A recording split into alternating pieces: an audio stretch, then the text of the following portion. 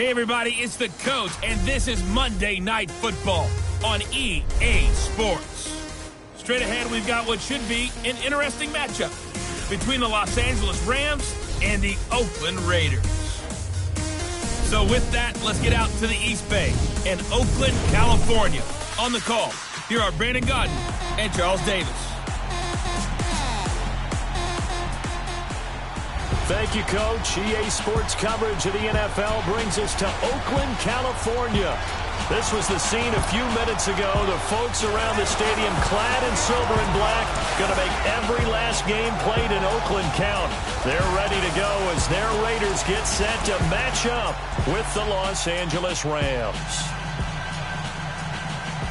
And hi again, everybody. Alongside my partner, Charles Davis, I'm Brandon Godden. And, Charles, when you and I were going through our final run-throughs at breakfast, we kept thinking tonight we're going to get to see a couple of very good passing offenses. And we're talking about both sides having multiple receivers that can have an impact on this game. It's not just one guy that's going to make all the plays. If you take him away, maybe number 2, number 3, they make the big plays that impact who wins the game. And he'll wind up getting an extra couple yards here for his trouble as he'll bring this one out to the 27. So out come the Rams now for their first possession. The former #1 overall pick leads them out there. Jared Goff in his 3rd season now as the quarterback of the Rams. It always comes down to the talent of a player first, but never underestimate what good coaching can do for you as well. How about Jared Goff, 0-7 as a rookie, to 11-4 in an NFC West title in his 2nd season? The arrival of Sean McVay and his staff, they really jumped up his game. 28 touchdowns, just 7 interceptions in 2017.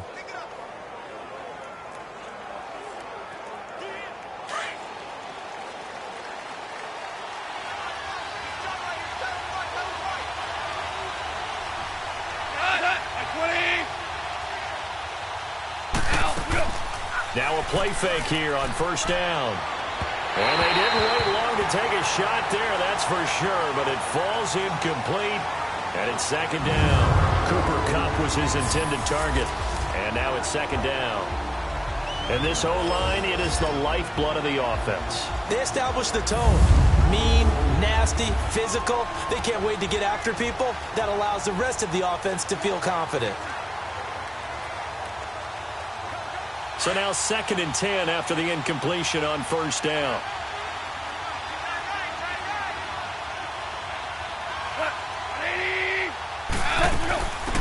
Now the first carry here for Todd Gurley. And they're able to get this one across the 35. It's a gain of 11 yards that time, and it produces a new set of downs. Well, one unit I know you want to watch is that offensive line. If they keep clearing holes like that, could be a long night defensively. No doubt about it, because when they are in sync, as we're seeing so far, when that continuity is there, and you can see that they're playing off of each other while controlling the defensive front linebackers, you're exactly right. It could be a very long night for the defense because someone's going to run for some big yardage. Gurley again here on 1st down. And a good swarm to the football defensively as they get him down at about the 40. 2 yards on the carry there. It'll be 2nd down. Keep in mind, no Khalil Mack as we look at the Raiders' defense. He was the Defensive Player of the Year 2 seasons ago, but on September 1st, traded to Chicago. And remember, this defense was rated 28th last year, so it's a blow to lose one of the better players in the league. But this team was always going to rely on its offense. One of the better offensive lines in the league. Derek Carr at quarterback, now getting the benefits of John Gruden's coaching. And they traded for A.J. McCarron to be his new backup. One of them will be handing the ball off to Marshawn Lynch and see if they can get some explosive runs. Now on 2nd down, this is Gurley. And he takes it past the 45 and down at the 46. It's a gain of 6, moves him to a manageable 3rd and 2 situation. And there's a run to be happy with. Good, solid yardage. They'll take that anytime you hand the ball to a back.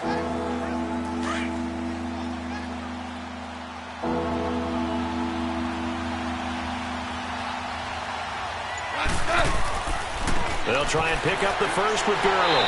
And he'll maybe get back to the line of scrimmage, but no more than that.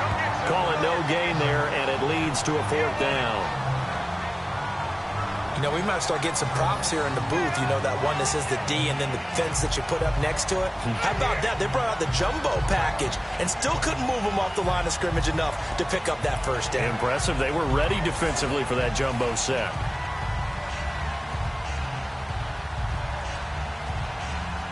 So on fourth down, here's Johnny Hecker to punt it away.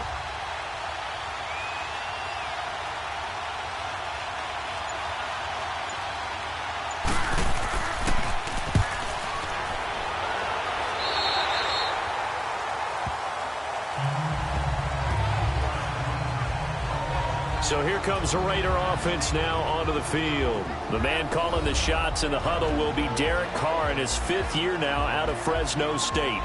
He did make his 3rd straight Pro Bowl, but the numbers didn't really reflect what is known as Pro Bowl caliber. 22 touchdowns, 13 interceptions on a 6-10 team. But the biggest question in Oakland in this offseason, how will he and new head coach John Gruden mesh? That's the key to victory for the Oakland Raiders. Carr and the Raiders come up 1st and 10 at their own 37.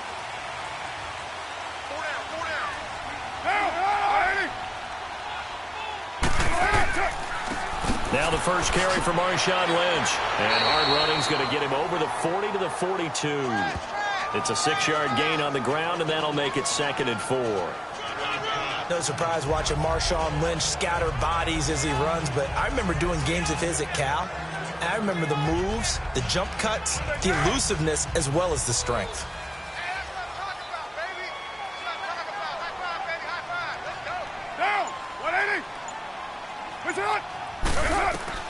Now Carr throwing on 2nd down. He's got the former Ram. This is Jared Cook. And he'll go down right around the 47 this time. A Raiders first down. Carr hooking up with Cook. And the tight end is certainly a position built to move the chains because they can control space underneath. If they've got good hands, then, of course, they're a dynamic target.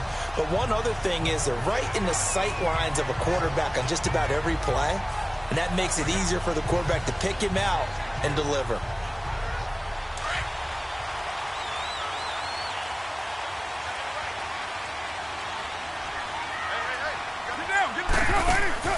On first down, Carr. And there is Amari Cooper, his first catch. And he's able to get this one down to the 40-yard line. That one good for 13 and a Raider first down.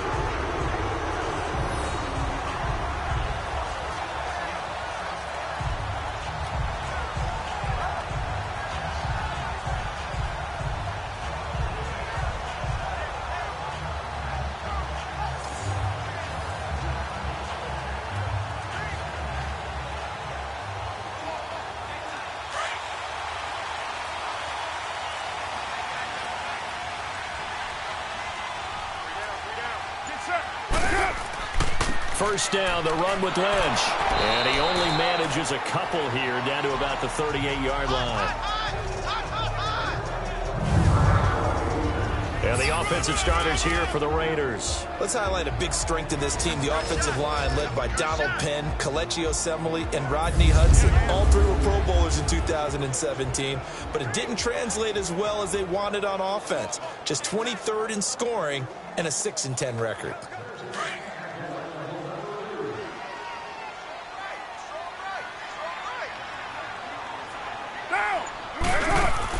Carr to throw on 2nd down. This one caught left side by Cooper. And the play goes nowhere. Losing yardage back near the 40 at the 39.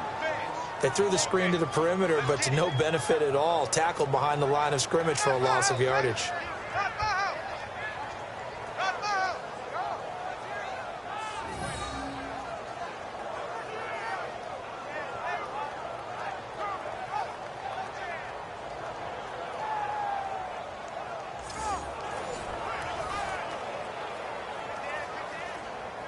They'll need to get it to the 30 for a first. This is 3rd down.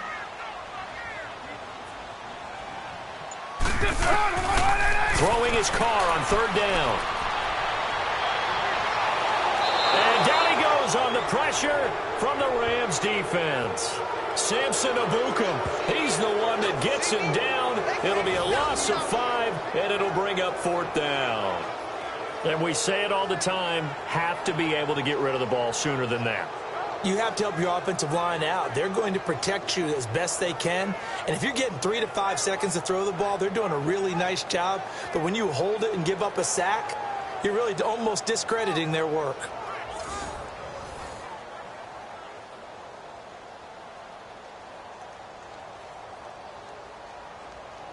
So on 4th down, here's Johnny Townsend to punt it.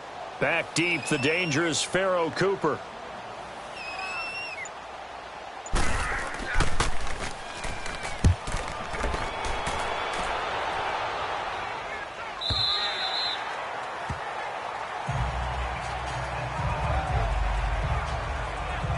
Back onto the field come the L.A. Rams, and this team certainly got a boost the last day of August when Aaron Donald showed up on the field, and they were waiting for him to come back. So obviously that's a good thing, CD. No doubt about it. The reigning NFL Defensive Player of the Year got a pretty nice deal, too. 6 years, $87 million, and I think he's worth every penny. The richest deal for a defensive player in NFL history at that point.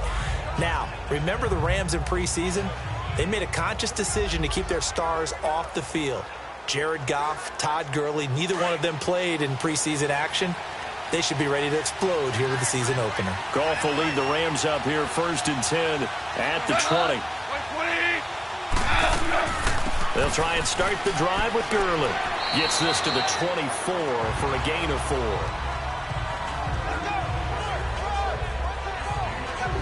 Tough running there. That's a hard-earned 4 yards. Yeah, those are the unsung kind of runs. They don't fill up the stat sheet, but they do set you up in good position on 2nd down.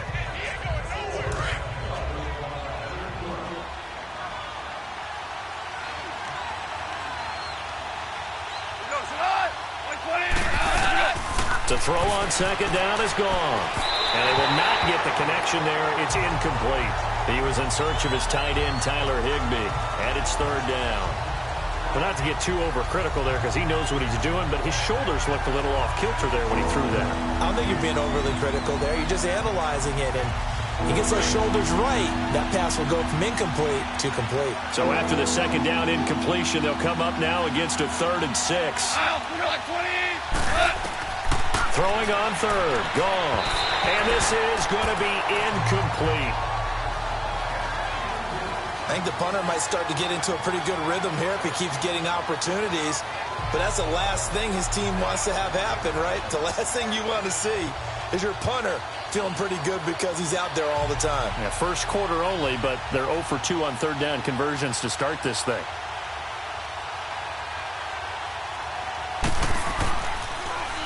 On is the punter, Hecker, as he gets this one away. This is Harris. Officially, that'll go as a 52-yard punt. Not too shabby. And the Raiders will take over now 1st and 10. Oakland Raiders set to go again here on offense. But while they do that, let's talk about the defense. We've discussed Khalil Mack, and he's not there anymore. So who's the leader now? Is it that Mike linebacker, Derek Johnson? I think so. Coming over from Kansas City, he was a guy who gave Oakland fits over the years when he was with the Chiefs. John Gruden coveted him to come run his defense. He will have to rally this team now with Khalil Mack no longer being there. So they have to pull it together and as a group play excellent defense in order to help out their offense. Carr now on 1st down. He completes it to Jordan Nelson. And they get him down, but not before he takes it across the 40-yard line. The pickup goes for 16 and a Raider 1st down.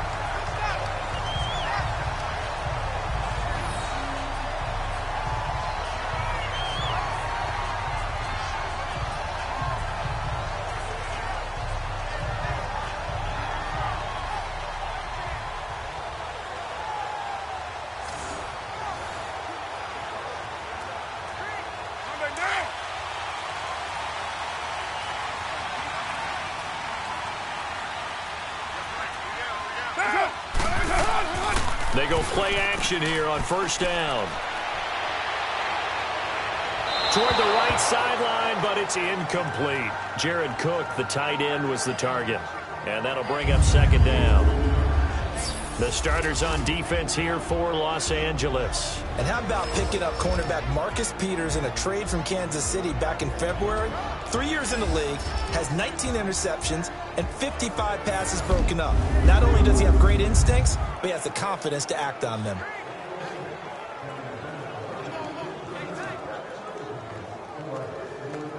Now Carr, after the incomplete pass, brings him up 2nd and 10.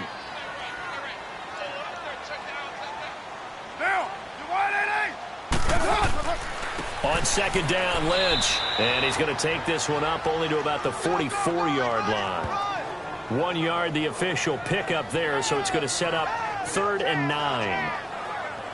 We haven't seen much from him running the football here in this first quarter. No, you're right about that. We haven't seen much of him at all so far. They've stacked him up pretty well, but when you're trying to run the football, sometimes you got to play the long game. Keep handing it to him, and some of those runs that aren't working now, they turn into 6, 7, 8, and maybe more later on.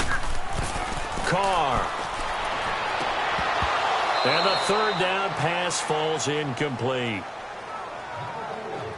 You hear the calls for a penalty, but I just don't think so. I think in this situation, the defender was making sure his guy couldn't hold on to the football. So I don't see anything that warranted a flag. No, I'm with you. There was contact, but I'm happy they kept that flag in the back pocket.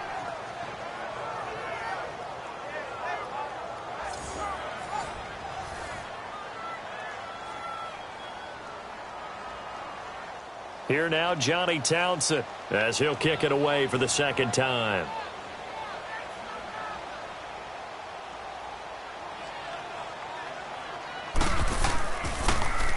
44 on his first punt, and this is a good kick as well. And this will hit just beyond the goal line as it's into the end zone for a touchback. And the Rams now coming out on the field. And on the last go-around, they really couldn't get anything going. They had to punt from deep inside their own territory, which means they're going to lose the field position battle as a general rule. What they're looking for now is a little more consistency, move the ball at least a few times on offense, get a couple of first downs, and hopefully flip the field. Yeah, just something to build off of. That's what they're looking for here. Goff will lead the Rams up here 1st and 10 at their own 20-yard line.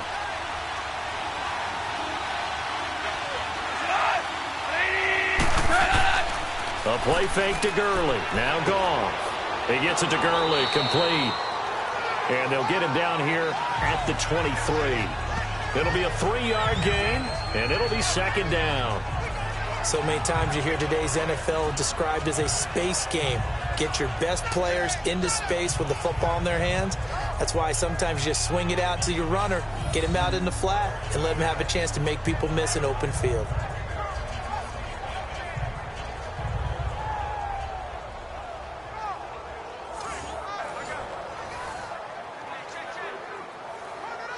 That first down completion only netted him 3.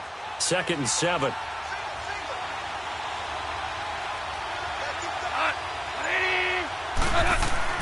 On 2nd down, here's Goff. Throwing middle, but it's incomplete. Sometimes the coverage is so good, no matter what you're doing on offense, you just can't shake anyone free. They try their best to find someone open, but they took away every passing alley, every angle, and shut the play down. They head to the line facing a 3rd and 7 following the incompletion on 2nd down. From the gun on 3rd down, Goff. Man open, it's Kupp. He's got it. And he's going to get this one across the 30-yard line. It's the first catch of the game for Kupp, and he's got a first down. Well, that's what you're looking for when you want to throw the ball downfield. You want one of those guys who can play out on the perimeter, can play out wide, who can not only get open, but when they're covered, can uncover themselves downfield and create catches.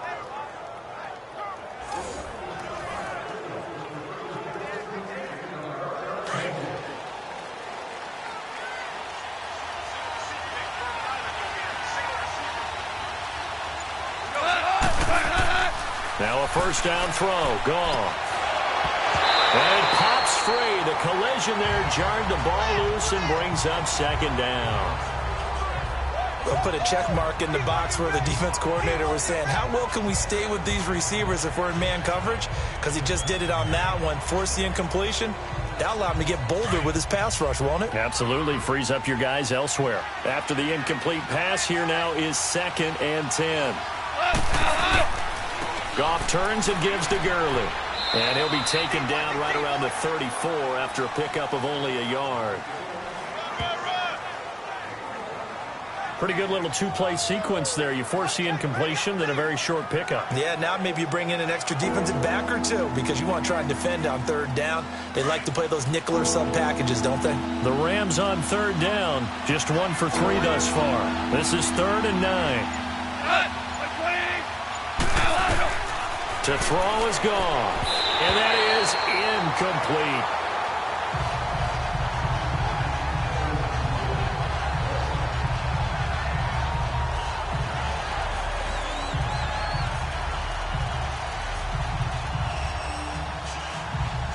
Here's Johnny Hacker now as he's on to punt for L.A.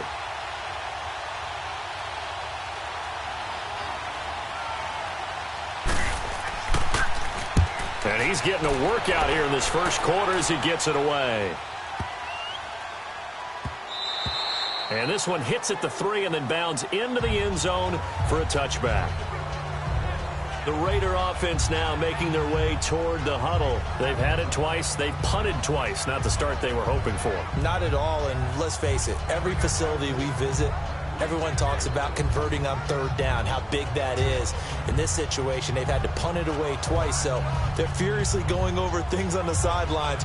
What do we need to do to pick up a 1st down and change our momentum? Carr and the Raiders come up 1st and 10 at the 20.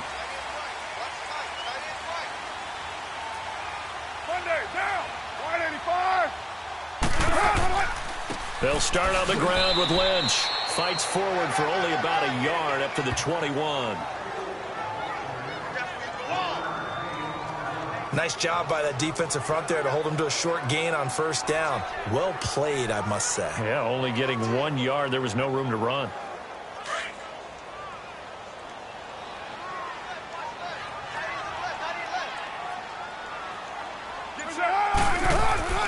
He'll keep pounding here with Lynch. And some room to work. And he'll get this up to the 34-yard line. 14 yards is the pickup there in a Raider first. Relatively small sample size, but that's his longest run of the first quarter. Bounced it out to the outside to make it successful. And to get there, you actually need some help. It's not just your pure speed getting to the corner, making sure that the blocking is taken care of inside so the pursuit doesn't get you. And oftentimes, those wide receivers, tight ends that might be flexed out, they've got to control the edge and make sure no one from the outside can spill the play before he gets there. On 1st and 10, here's Carr. Flushed out right, and he will avoid the contact as he slides to a stop. He'll get 3 yards on the scramble there at 2nd down. Now, how about that play? He took a possible negative and turned it into positive yardage and slid down to avoid taking a big shot. Excellent job getting down and avoiding the big hit.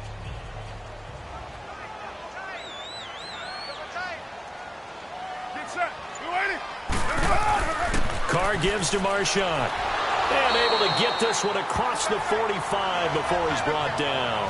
That one will go as a gain of 11. Raiders having a 1st down as well. Well, they're making an effort to get the ground game going tonight. So far, it's working. I like what we're seeing from the offensive line. They seem to have the leverage going and they're controlling things and reestablishing the line of scrimmage, moving that defensive front backwards. I also like what the runner's giving us, too. It appears that he's been waiting all day long to get out here and take off. They run again on 1st down, Lynch. And he's going to take this one across midfield and into Ram territory. They give him 4 yards there. It'll be 2nd and 6. This drive is pretty clear. Almost feels like old school fundamentals, doesn't it? Want to impose their will on the defense. What's that, 5 straight runs? Yeah, 5 straight carries to start this drive. And like you said, the way it's working, they may just stick with it.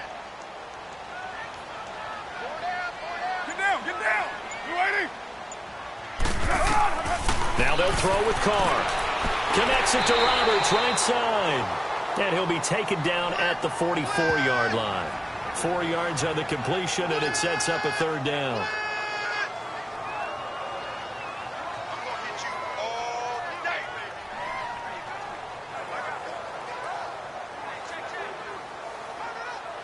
So 3rd and 2. This quite possibly 4-down territory, though, if they're stopped.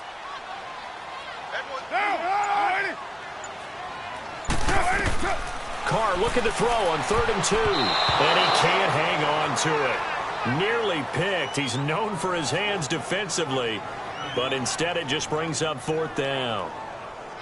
And what did we talk with them about prior to the game? Their ability to move the chains, pick up first downs. So far, 0 for 3 on 3rd down. If that continues, they'll have little chance of winning this one.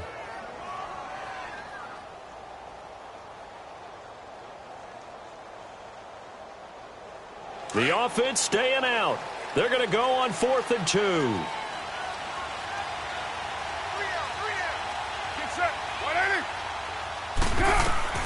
They'll go for it. It's Carr. It's caught. Nelson. And he gets this inside the 35-yard line. A gutsy call. Turns out to be a good one, though. 1st down on a pickup of 11. As a defender, I always found the slant route extremely difficult to cover unless you're able to jump on top of it early, because once he gets his hands on the ball, he's at full speed going away from you. It all happens in the blink of an eye, doesn't it? It really does. The timing is so important. That ball's got to be out of the hands of the quarterback and to the receiver like that. And if it is, you often get a very successful play. Ready to go now in the 2nd quarter. Brandon Gaudin, Charles Davis. It's the Raiders in possession of the football. And they're on the move here. They've got it 1st and 10.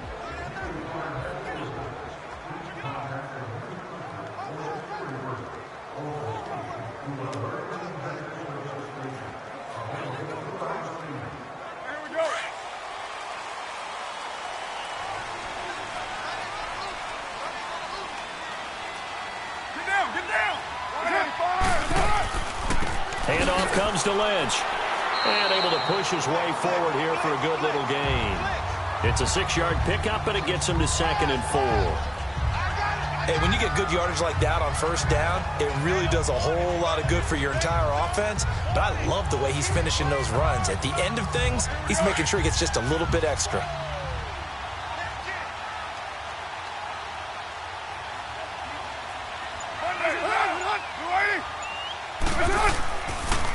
Carr gives to Lynch on the draw. And they see right through that defensively as he'll be hit and taken down to the backfield. It'll be a loss of 1, and that's going to bring up a 3rd down. I know when I was a kid, I always got real excited when I saw those lateral-type runs. But the best backs that made it happen, they put a foot in the ground and just go. That didn't happen there. That play got swallowed up.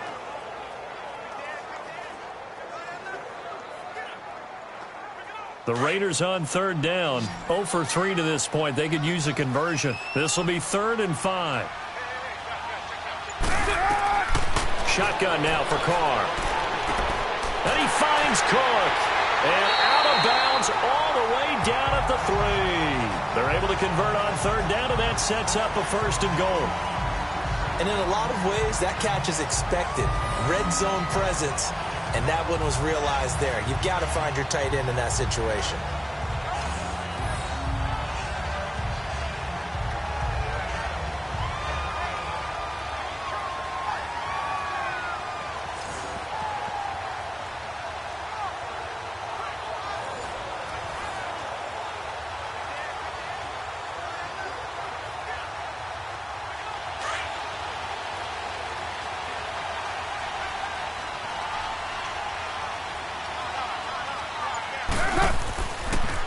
They'll run for it with Lynch.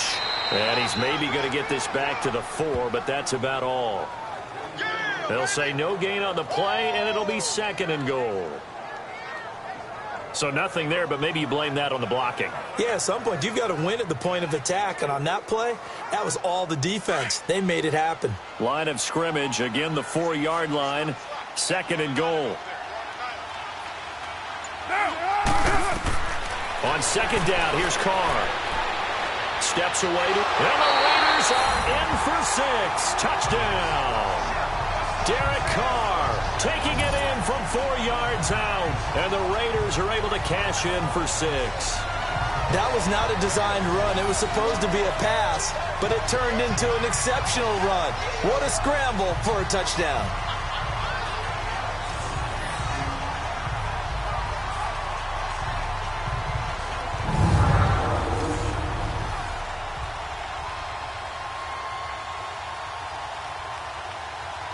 Now Mike Nugent for the extra point. Nugent hits the extra point, and it's now a 7-0 game. So that drive spans 13 plays, and it results in a 4-yard touchdown run.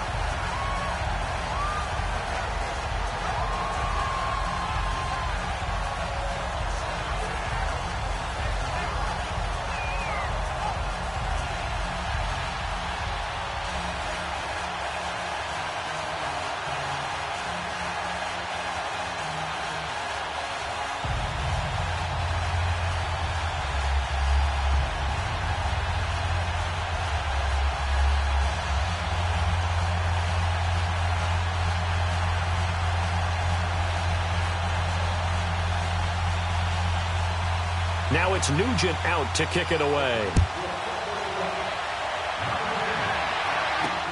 Cooper on the return.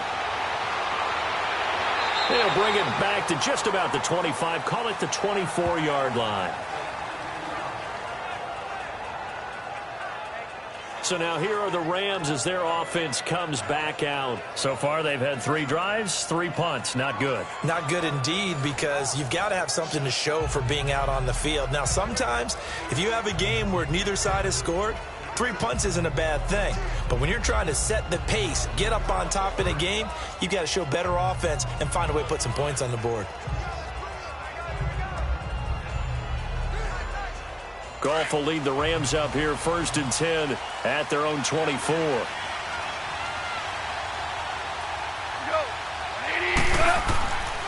They'll start out on the ground with Gurley. And they're able to get this one across the 35. That one goes for 13 yards, and it moves the sticks. Tremendous blocking by the interior of the offensive line. They didn't just gash him there. They blasted a gaping hole for him to gallop through. I think if he comes back to the huddle, he better be giving them a whole lot of credit and thanking them for that much space to rumble.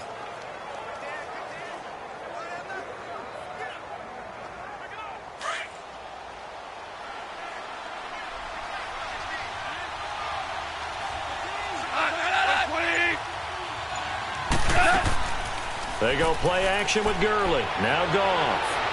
And that is incomplete. Trying to get that one to his tight end, and they've been trying to get the ball to him, but as of yet, unable to successfully complete one. But you know, there's usually a nice comfort zone in throwing to the tight end. Great sight lines, usually right in the middle of the field. So after the incompletion on first, now 2nd and 10.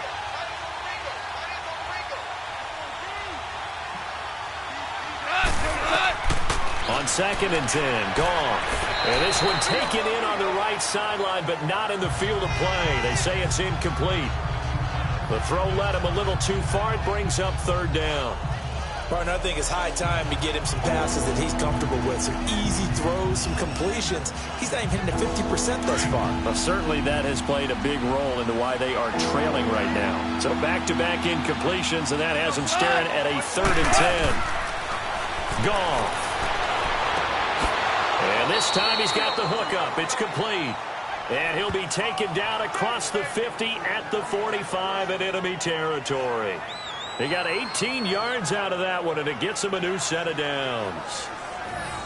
Well, it's tough to be a defender in today's NFL because there's so many things to account for in today's passing game, including the back sneaking out of the backfield. Not quite as bad as a Turkey Bowl where you have that center-eligible stuff, but still a lot of guys to account for. So here's a 1st and 10 now in Raider territory at the 45-yard line. On 1st down, it's Gurley. He takes this for about 6 down inside the 40. Let's talk a little football 101 here, because one of the keys to advancing the ball downfield, success on 1st down. Huge difference, as we know, between 2nd and 4 and 2nd and 8 and 9.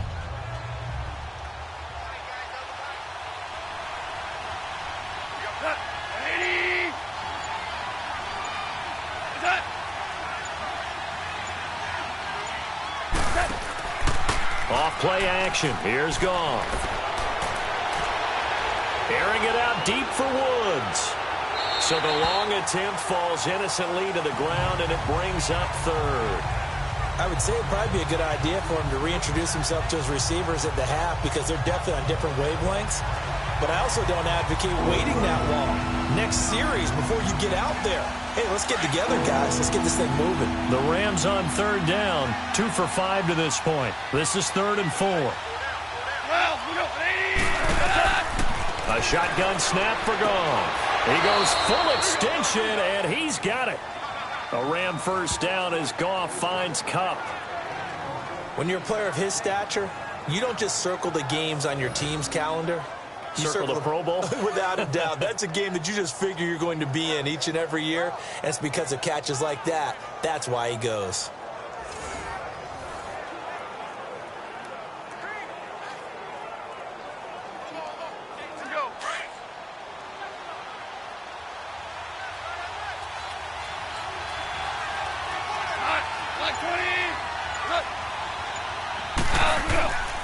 Back to the ground game here. Gurley. And not much of a hole there as he gets it down to about the 24-yard line. Just a yard on the pickup there, and it'll bring up a 2nd and 9. A big part of a middle linebacker's job is being able to take on blocks and then go make plays. But the best ones, they have those big guys in front of them playing defensive line that hold blockers off of them and allow them to flow sideline to sideline and make the big hits. Here's Goff now on 2nd down. And that one got tipped, kind of threw everything off. It brings up 3rd. Well, we're not playing 3 yards in a cloud of dust football anymore. I kind of get why those old school coaches sometimes didn't want to throw the football. Because if it's popped up in the air, it almost turns into slow motion. And both sides trying to get to the football, and you're holding your breath wondering whether it's going to go good or bad for your team. From the gun, here's Goff. It's a short one here, complete to the tight end. The completion there winds up a wash, and it'll bring up 4th down. That was impressive to me because while it was a pass play, they still rallied to the football like they were filling running lanes, and they were able to put the receiver on the ground.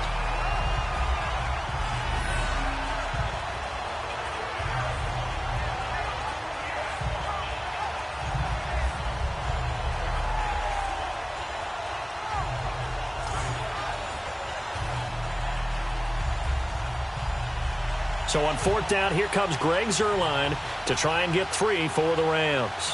From the right hash, it's a 41-yard attempt. And Zuerlein's kick is good. And they are on the board, but still trailing. It's 7-3. So the field goal there caps what winds up to be an 11-play drive. Well, partner, that's a lot of offense to run there to only get 3 points. I just wonder, are they going to recycle those plays because they were successful in getting 3? Or do you go to another section of the playbook trying to find ones that get you into the end zone, get you 6?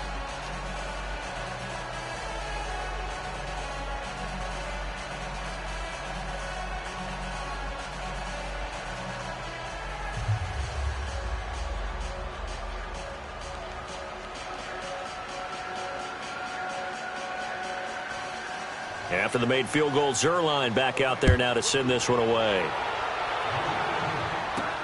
Fielded about a yard deep. And all that work, but he stopped where he ultimately would have been had he simply taken a knee, and that's the 25-yard line.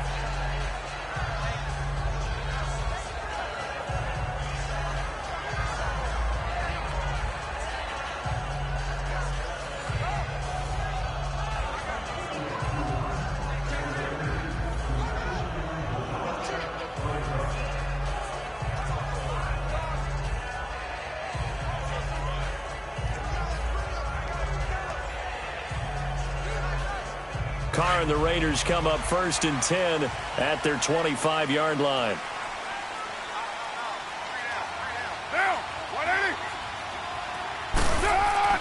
Now a play fake here on 1st down. And complete right side to Cook. And they're going to get this one all the way out across the 45. And a nice gain of 21 yards. Almost not fair. The big guy running the corner route, being able to lean and push and get to where he wants. So how do you stop him? A lot of times you want to have a linebacker on him, a bigger body guy who can handle him physically. But a lot of times that doesn't work as well because his quickness often wins the route.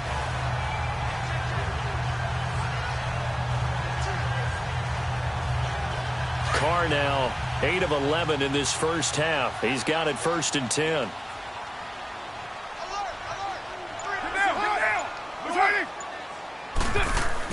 Carr now on 1st down. Over the middle, it's Jared Cook. And taking it across midfield and just shy of the 40. They've got another 1st down. The Raider passing game clicking on all cylinders right now.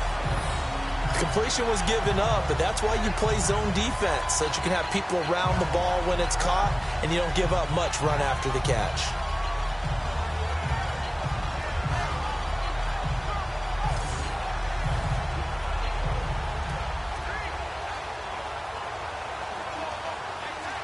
So from Rams territory now, it's 1st and 10 at the 41. Hey, down! 185!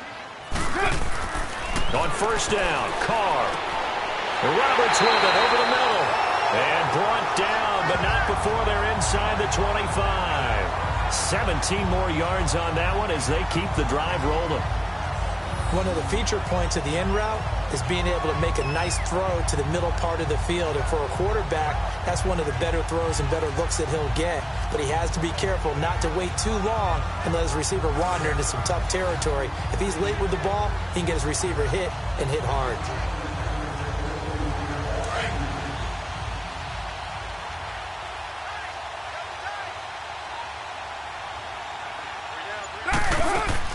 They'll run it now out of the gun. And he is met at the line of scrimmage, and he goes down right there. And Ndamukong Suh makes the tackle. Early down stuff's to put this offense in a precarious position. We know that securing the point of attack, especially against the big-bodied guys in the middle of this D, has got to be priority one.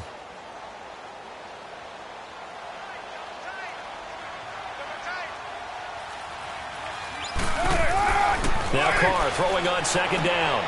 And this is Cook with the ground. And he'll get it down this time to the 17.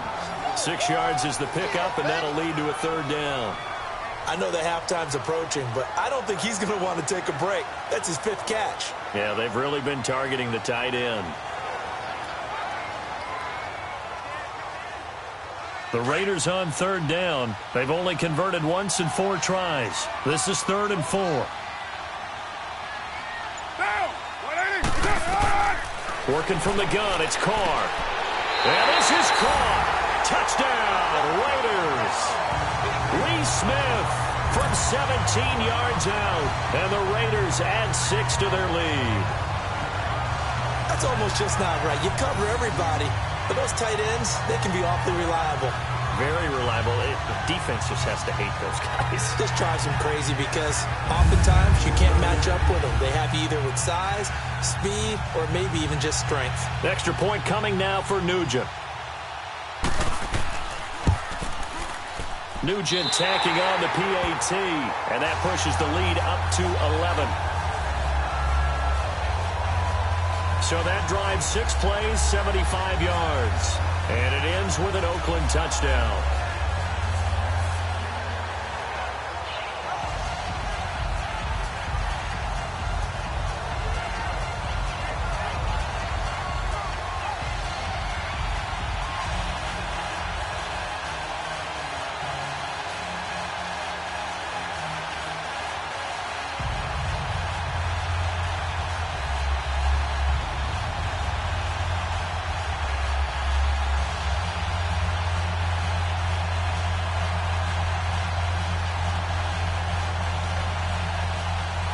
Now it's Nugent out to kick it away. On the return, it's Pharaoh Cooper. And he'll take it past the 25 and up to the 28-yard line. Todd Gurley and the offense, they get set and trot back out there now. He's been good. They've utilized him well, but they're losing here in the second quarter. What might they change offensively? I think that what you try and do is expand how you get the ball to him a little bit. Get him out in open space, maybe swing the ball to him. What's that they used to call in the West Coast offense, the long handoff? Yeah. Serve as your running play that way, as well as continue to feed him the football. Some of these runs now may pop bigger later in the game, because of the effects of running it. Sometimes people, after a while, they don't want to tackle him anymore, or they get tired, or they get out of position, or he runs through tackles. Continue to feed him the ball. He's having that kind of game. Yeah, might they get him the ball in some space in some different ways here. Arden Key, the ex-LSU Tiger, there on the stop.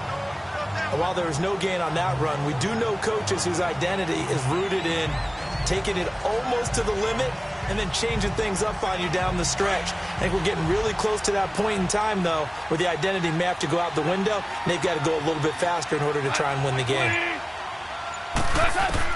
To throw on second down is Goff. And he fires one that's intercepted. Picked off by Derek Johnson. And that's a great example of ball skills right there, partner. You and I do a lot of games, and I can't tell you how many guys look to run with the football before they've intercepted it. So that's a nice job of focusing on the task at hand and coming away with the interception. Derek Carr getting set and ready to go again on offense here. 5 for 5 that last drive. Touchdown pass as well. He was clicking. Receivers, I don't want to be cliche, but running really solid routes too. And what I love about it is when you look across any team, all right, the body types of the receivers are usually different. The way that they get open, different as well. Some of them use power to get open. Some of them use those head fakes and subtle moves. Some of them just use pure speed. And the really good ones, when they're established, they know how to push off at the end of a route, too. Now after the INT, it's Carr. Going to throw deep for the end zone. And that's going to wind up incomplete. However, we do have a flag down. Let's check in with our referee. Pass interference. Defense. So the pass incomplete in the end zone, but contact and pass interference. And now where does the ball get placed? At the 1 yard line. 1 yard line. They gave up excellent real estate on that one.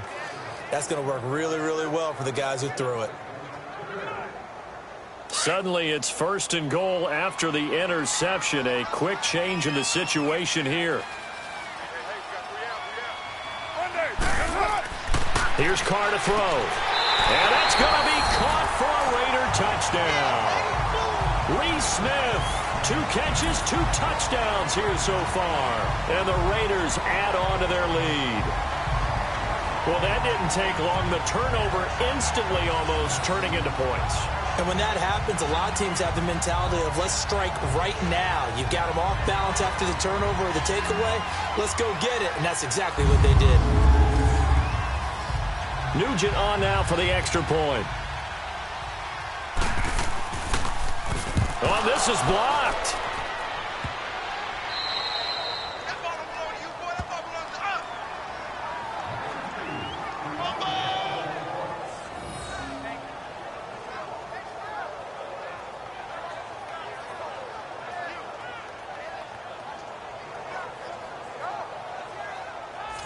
Well, they got the ball in great field position. 1 play later, boom, end zone.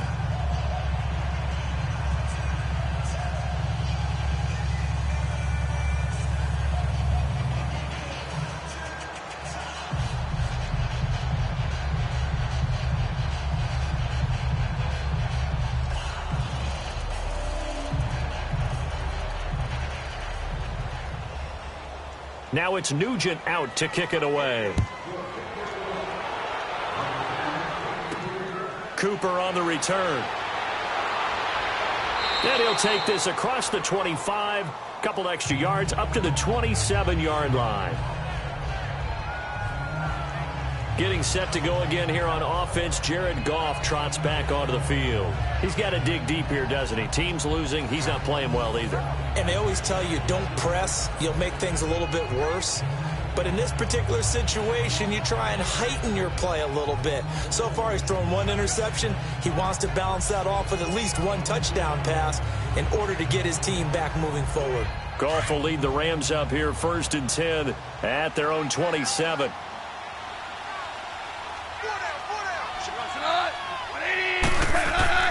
Trying to shake off the interception from the last drive. He'll look to throw. And it's a short one here, complete to his tight end. A good pickup there. 8 yards on the first down completion. Seeing that play and understanding just how tough it is to cover tight ends, especially the ones running around the NFL nowadays, makes me glad I didn't make it in that league. I would have had a really difficult time. But now you get to sit up here with me. Yeah, and that's fun, isn't it? And what a really nice gain right there on first down for them. Brings up a nice second down for them. Now Goff will hand this one to Gurley. And this defense not giving him anything there. Maybe a yard up to the 36. Typically, we think it's the strong safeties that are better tacklers, especially closer to the line of scrimmage amidst traffic. But in this case, how about the free safety coming up and making the big-time play? The Rams on third down, 3 for 7 so far in this game. They're up against a 3rd-and-1 situation. Now Goff. And this is going to be incomplete. Perhaps they overthought this one a little bit. They've been running it real well on this drive, and it was 3rd and short, okay? They decided to throw the football incomplete. Yeah, they might have thought just a little bit too hard about that play selection. Here's Johnny Hacker now as he's on to punt for the 4th time tonight.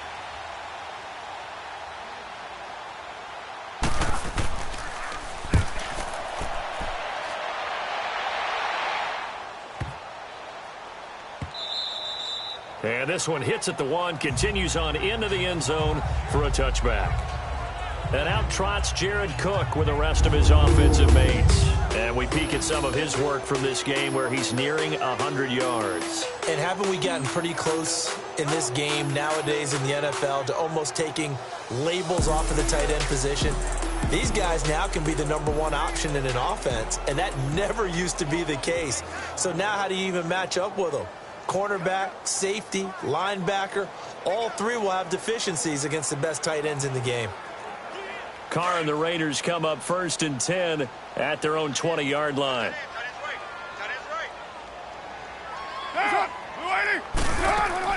They go play action here on 1st down. And that's incomplete. That one didn't quite make it to the target, but that's not always a function of the strength of the arm of the quarterback, is it? Sometimes there's just too much pressure there. In any case, the ball doesn't arrive. After the incompletion, here's 2nd and 10 from the 20.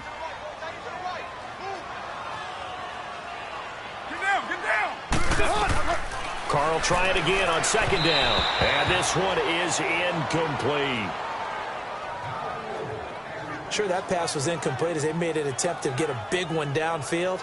But that's okay because the second part of that is if you don't get the completion, at least you've told the defense you're trying to stretch them out a little bit, and they may have to change accordingly. The Raiders on 3rd down, 2 for 5 to this point. This is 3rd and 10. Throwing his Carr on 3rd down. Over the middle, complete. That's Cook. And this one will go to the 28-yard line.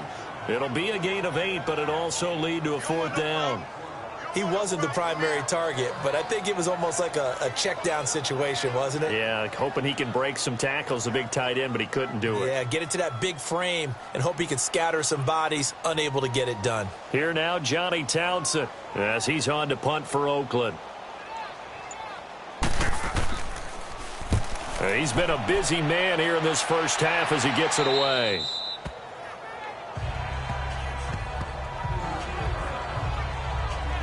Jared Goff and the Rams headed back onto the field. And I never played quarterback, but I'm thinking as a quarterback, you're a little bit into the game now. 2nd quarter, you're losing. You're not playing well.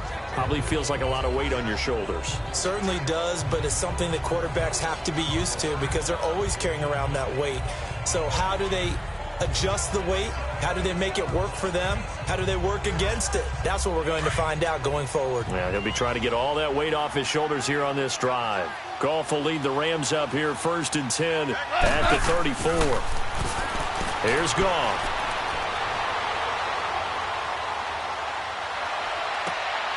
Wide open receiver complete. And he's taken down, but not before he gets this into enemy territory across the 40. A very solid gain of 27.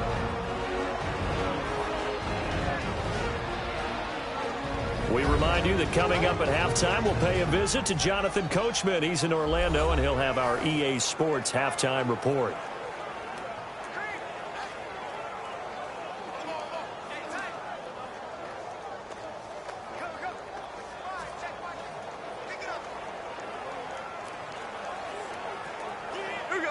So here's a 1st and 10 now in Raider territory at the 39-yard line.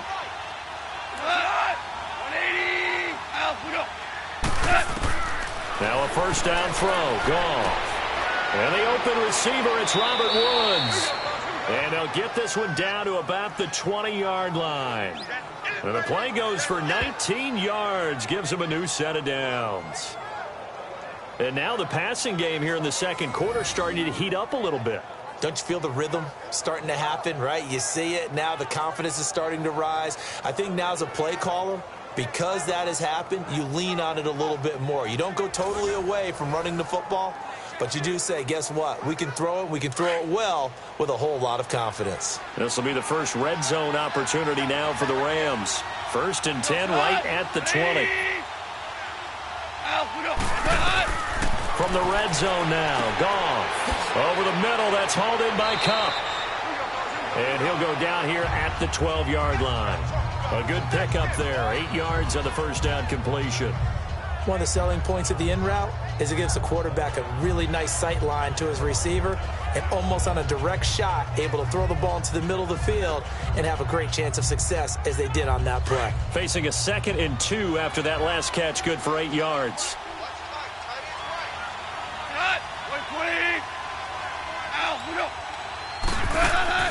Now a draw as Goff gives to Gurley. And now they're inside the 10 as he's brought down at the 9. And now before this 1st down play, we're going to get a timeout here as they get the stoppage with a little over 50 seconds to go in the 1st half. So the offense takes the timeout, and they are back out and ready to rock.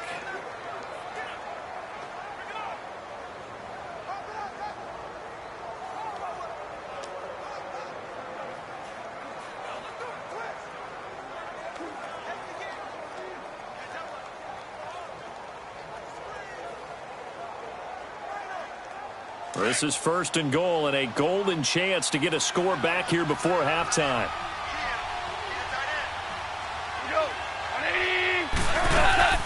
On 1st and goal, Gurley. And nothing doing. He's immediately taken down at the line of scrimmage.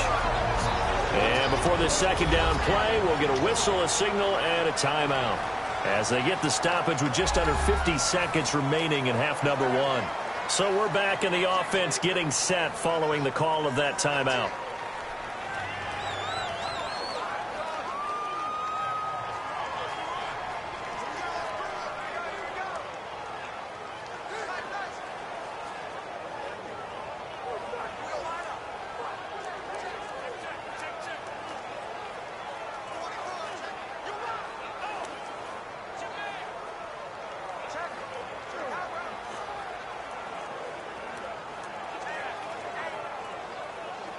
Another shot from the 9 on 2nd and goal.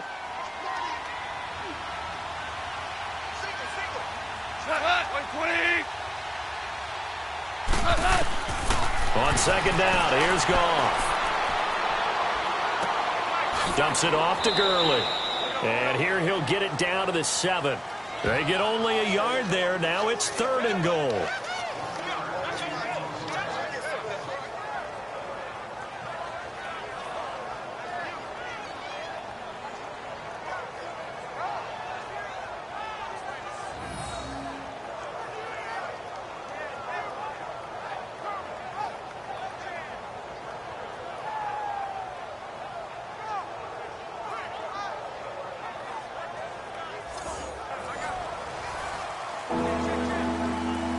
Now you've got to hustle your guys to the line and get them set.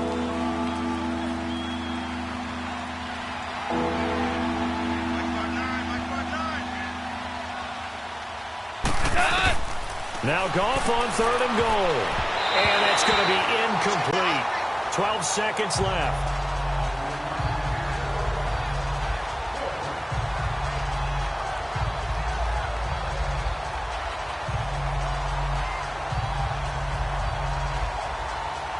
So they won't get a touchdown, but here's a chance to at least get 3 to end the 1st half. From the left hash, a chip shot here. And Zerline's kick is good. And high fives for that one as that drive ends in 3. So the 3 points here, they're still down, but they put somewhat of a dent into that lead going into the break. Anything helps when you're trying to chip away at a lead, but they do know that they're going to need a little bit better effort in the second half.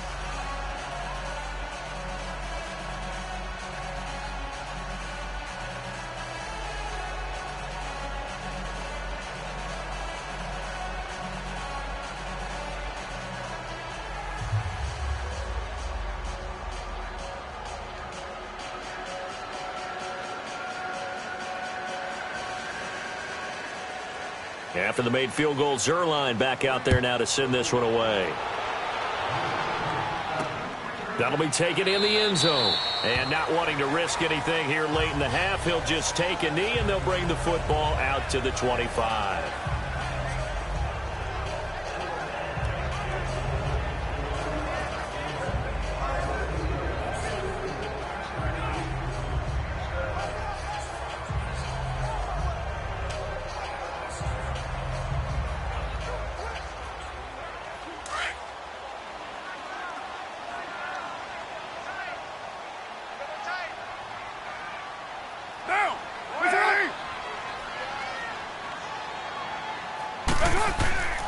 They start the drive with Lynch. And he'll be brought down. Oh, that's a face mask. Certainly looked like it. Indeed, here come the flags. Personal foul. Face mask.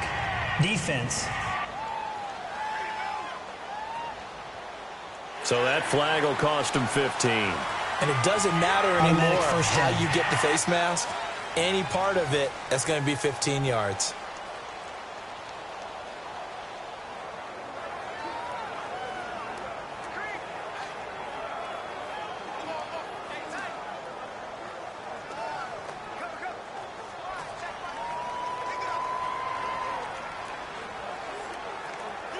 Excellent field position after the face mask penalty. 1st and 10 out near midfield.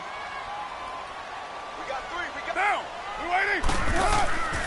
Following the penalty, Lynch. And he's going to be met at the line of scrimmage and taken down. And with just 1 second remaining in the first half, they'll call the timeout.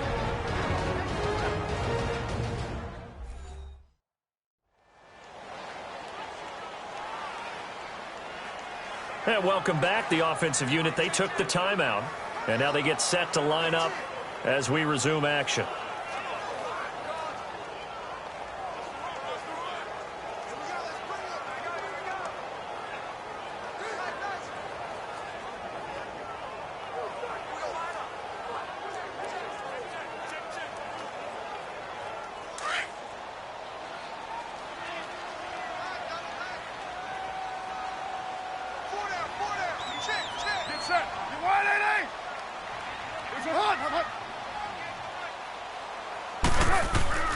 They'll run again with Lynch.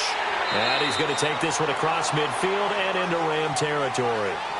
So we've reached halftime here in Oakland with the Raiders on top as we send you cross-country to Orlando. Jonathan Coachman is there and has our EA Sports halftime report.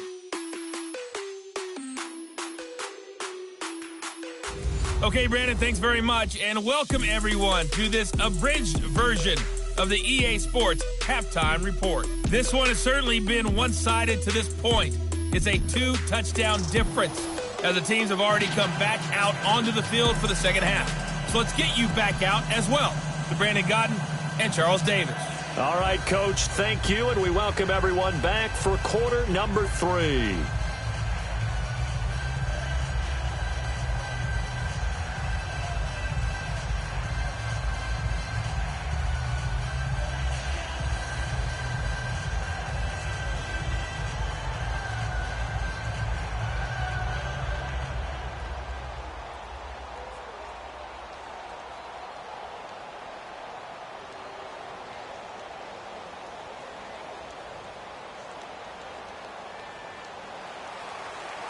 The Raiders with the lead already, and they will get the football here as the second half is now underway. That'll be taken in the end zone. And he'll get it up to about the 26-yard line just across the 25. Out comes the Raiders offense. They'll go on offense first to start quarter number 3. This is sort of what you would call a put-away drive, isn't it? They score here, especially a touchdown. It's almost out of reach. It certainly feels that way, and I think that they're going to call their plays accordingly, because what you really want to do, even though you know the scoreboard is still up there and the game's going to go on, in fact, you can take the spirit away from another team. That their drive and will to come back and win can be taken with another score right here. Still third quarter, but you just get that feel. Yeah, they're teetering right there on the brink, aren't they? Throwing on first down is Carr. Rush coming, and he's taken down. Aaron Donald in there to bring him down for a loss of 7. They need to stop to get back into this game, and here's one right to start the third quarter. Yeah, anytime you go to the lockers with that 2-3 score deficit, you're right. You need that stop, get the football back, and they've done just that. Series to series, play to play.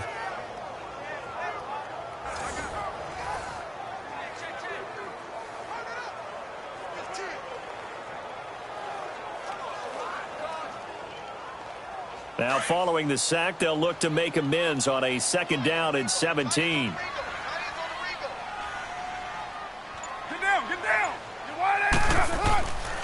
On the handoff, Lynch. And he's able to plow forward up to about the 29, just shy of the 30.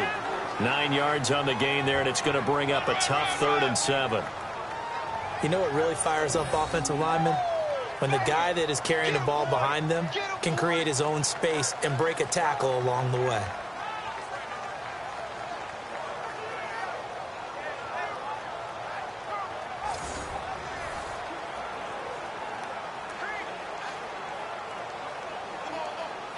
The Raiders on 3rd down. They've converted just 2 for 6 thus far. This is 3rd and 7. Shotgun now for Carr. And that is incomplete. I know our vantage point might be a little bit better way up here, but that looked like an ill-advised throw to me. I didn't see anything open, and this play just didn't look right from the beginning. It did not. I thought he might get outside and just chuck it away. Dangerous pass, incomplete. Here now, Johnny Townsend, as he's on to punt for Oakland.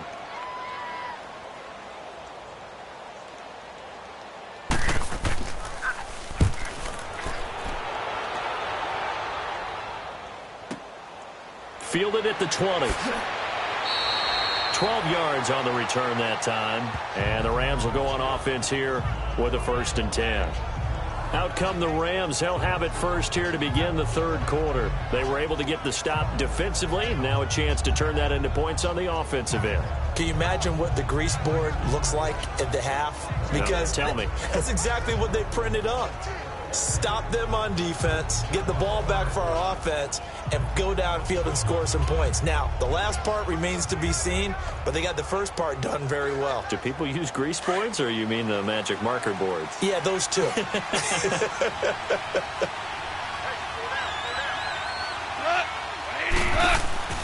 They go play action with Gurley. Now Goff. Under a heavy rush, and down he goes. Well, they go play fake. The problem is nobody was faked out. And when no one's faked out, what's the end result? Quarterback gets hit.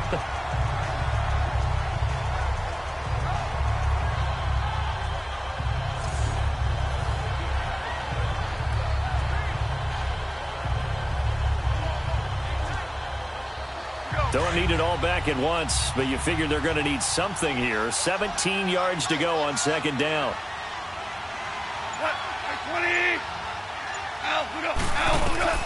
A shotgun snap for Goff. And his throw here's incomplete. Looking for Woods that time, and now it's 3rd down. Even without a ton of pressure in his face, it just shows how difficult it is to pick apart his own defense. Those guys are sitting back, and they're not playing receivers as much as they're playing the eyes of the quarterback and when he delivers the ball.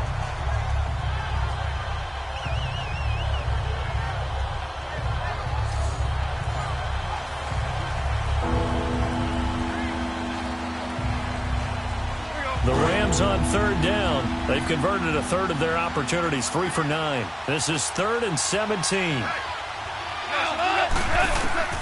Out of the gun, Goff. A deep ball for Gurley. Oh, this is taken in. It's complete. Touchdown, L.A. Todd Gurley, 75 yards. And the Rams have got this back to a one-score game. That's the score you felt they had to have here in the third quarter to get back in this game. And you know that there was an emphasis on their side. Hey, we know this. We know where we are. But sometimes that binds you up so much that you try too hard, you don't get this score. A perfect combination of urgency, yet relaxed enough to get it done.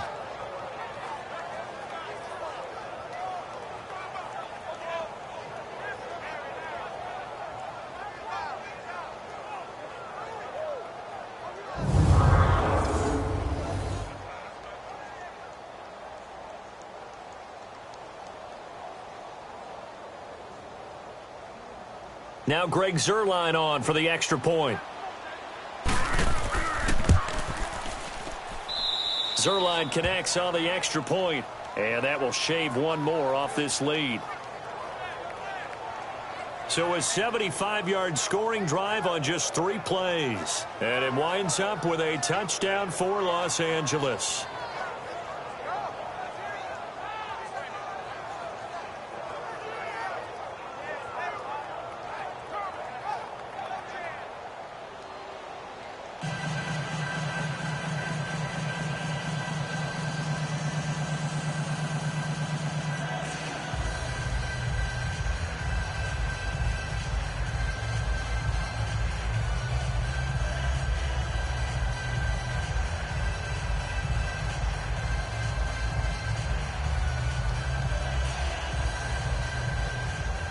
Zuerlein out now to kick this one away.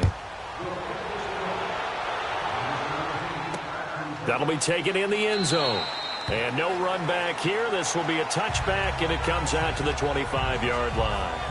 And now here come the Raiders. Certainly want to avoid what they had to do last possession, and that was punt the football, because this game's starting to tighten up. In a basketball sense, you think about taking a little bit of the air out of the ball, right? Maybe milk some clock, limit the possessions. In this case, they might want to do the same thing, but control the game offensively. Put together some first downs, put together a drive, and keep it away from them. Carr and the Raiders come up 1st and 10 at their own 25-yard line.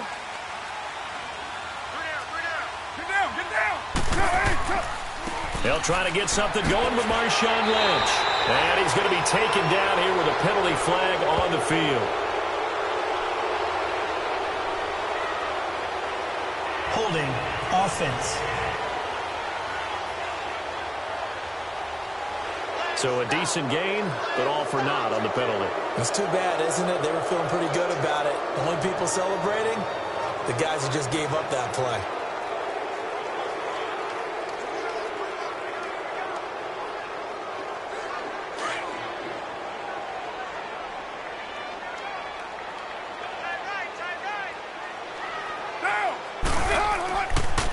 On the give, this is Lynch.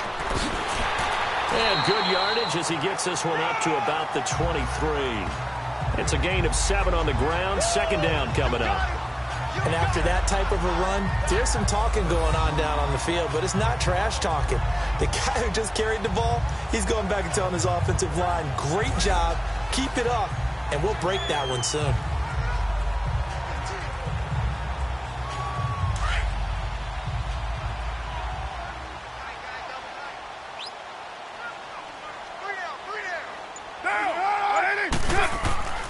Again, they'll pound it with Lynch. And he'll take it forward for about 5 up to the 28-yard line. On a 2nd and long, it's really nice to see an offense that has enough confidence to run the football in that situation. I think that goes back to their practice and game planning.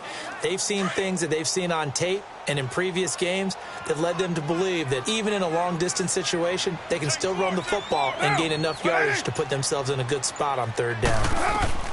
To throw on 3rd down, Carr.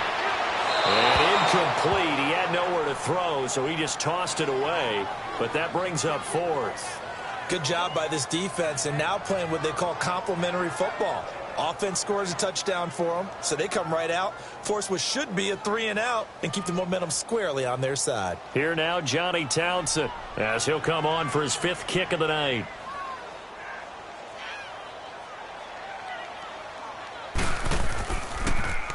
And he deserves a bronze leg as he gets this one away.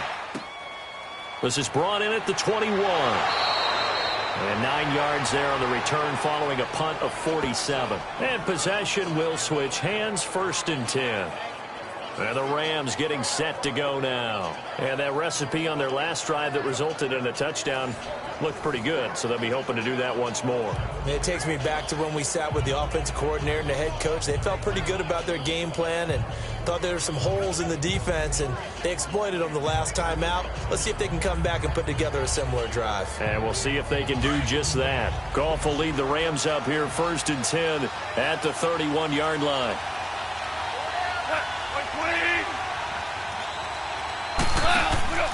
Time to establish the run game here. Gurley evades the tackler, and now some space. He's at the 40, 20, 10, touchdown LA.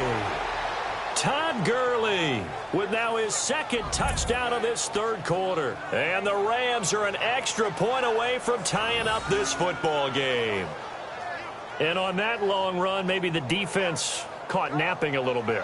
The concentration level may not have been there. I agree with you on that one, because those types of plays, when they result like that, they're almost like big bolts of lightning, aren't they? Whoosh, and off he goes. Now Zerline on to add the extra point.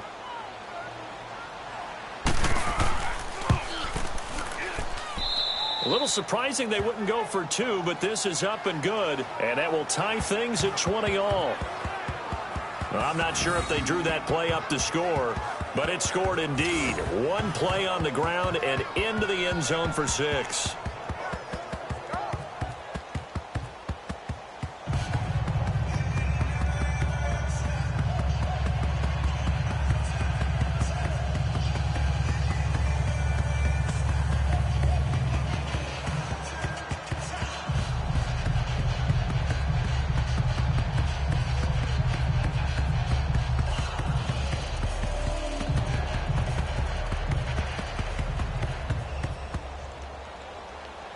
Nothing separating these two teams on the scoreboard as the kick's away here. This is fielded at the goal line. And not a bad return here. He gets it out to the 25-yard line. The Raiders offense now, they trot back out and hoping to do better than they did their last possession when they punted the football. Appeal to the vanity of your offensive line. Tell them that they control your fate. Leverage guys. Win the line of scrimmage. If you do that, you start to win 1st down. You win 2nd down. And guess what? You start accumulating 1st downs. And that's what they need in order to not punt the ball again.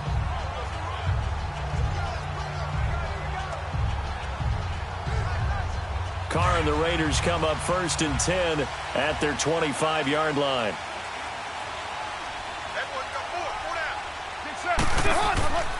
Here's a give to Lynch. And they're able to get this one across the 35. That one will go as a gain of 11. Raiders having a 1st down as well.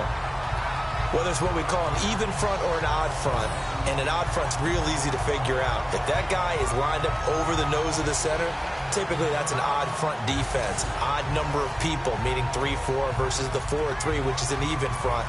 You've got to control those guys in the middle. Whether it's the nose or the 2 defensive tackles in a 4-man front, if those guys can't get moved, you cannot run the ball in the middle of the field. And in that play, they were able to actually take care of business. Now Carr. And a scary incompletion, almost picked off. It would have been their first INT of the game. Instead, 2nd down. Well, he did almost everything right. Excellent coverage, breaks on the football, just unable to haul it in and take it the other way. So he dropped an interception. The key for him now, don't dwell on it. Just move on to the next play. Now Carr, after the incomplete pass, brings him up 2nd and 10.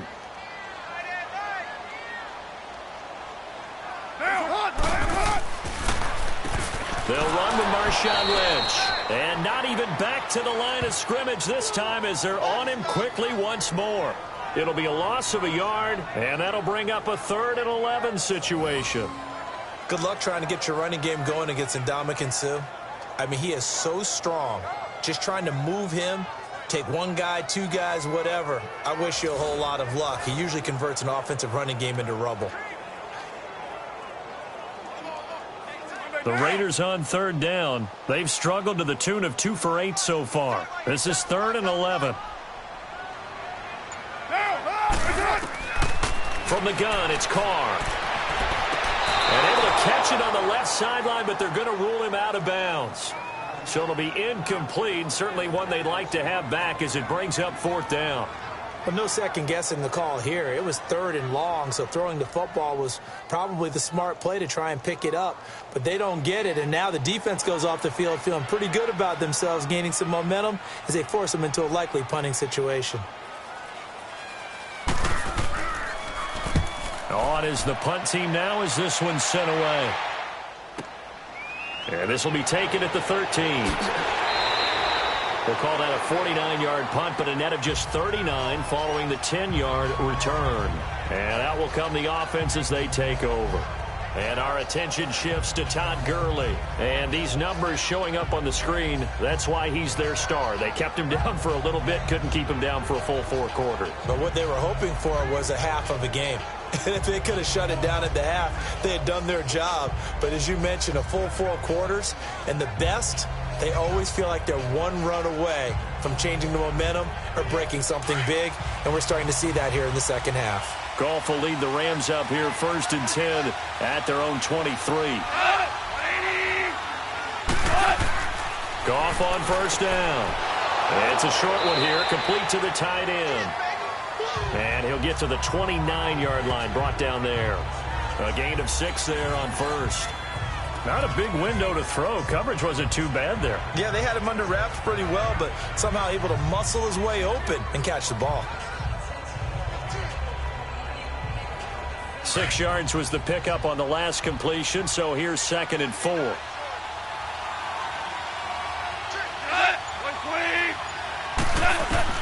Here's Goff now on 2nd down. And that's caught left side. It's Woods. Goff hitting Woods for a Rams first. In so many ways, throwing the hitch route is actually one of the safer things an offense can do. Get the ball out to the receiver as fast as possible, hope he's got man-to-man coverage, and hope that his athleticism wins on the perimeter.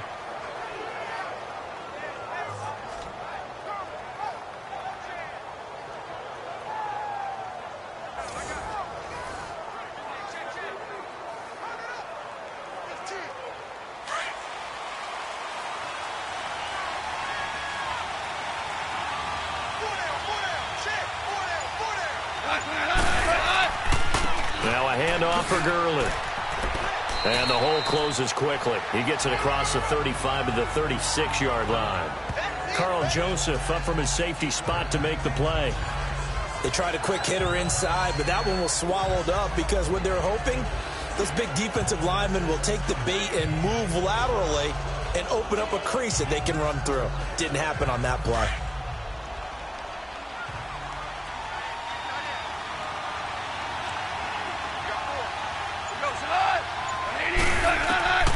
From the gun, here's Goff. It's a short one here, complete to his tight end. And he'll bring it up here to right at the 40-yard line. 4 yards on the completion, and it sets up a 3rd down. Well, that was an okay hook up there with his tight end, but unfortunately, they didn't get the kind of yards they had hoped for. That's going to bring up 3rd down. The Rams on 3rd down. They're right at about the league average, 40%, 4 for 10. This time it's 3rd and 3. Back to throw, Goff. Man open, it's Cup. He's got it. And he brings this up to the 46. Good enough for the first. 5 yards is the pickup there as that extends this drive. But give the defensive guys a little bit of credit. They didn't let the deep ball beat them on that play, did they? No, the drag, that guy can be your safety valve. We saw it right there. Yeah, and it picked up a 1st down for them, too.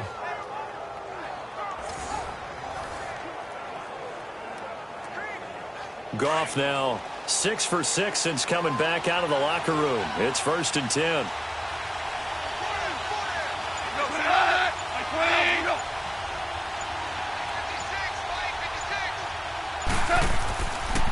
Yet another carry here tonight for Gurley.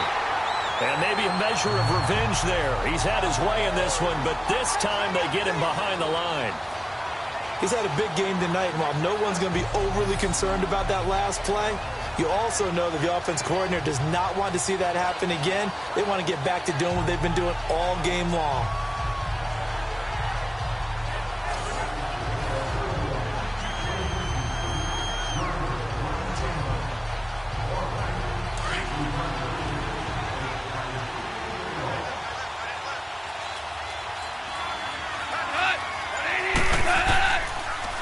On the draw, Goff gives to Gurley.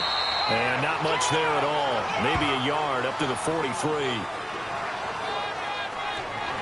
Brandon, one thing about blitzes, they really confuse offensive linemen at times. And what you have to do is lock in on the guy right in front of you. If you don't, you saw the end result. Defensive tackle ended up making the play. The Rams on 3rd down. They've converted 5 times in their many chances thus far. This is going to be 3rd and 13. To throw is Goff. And this is going to be incomplete. I wonder, Brandon, I just wonder, you think maybe he was worried about where he was on the field? Was he far enough? Was he close enough to the first down sticks? Absolutely. He was right there by him, and I think he was thinking first down before he caught that football. Yeah, got to catch it first, because if you don't catch it, there's no chance of picking up a first down.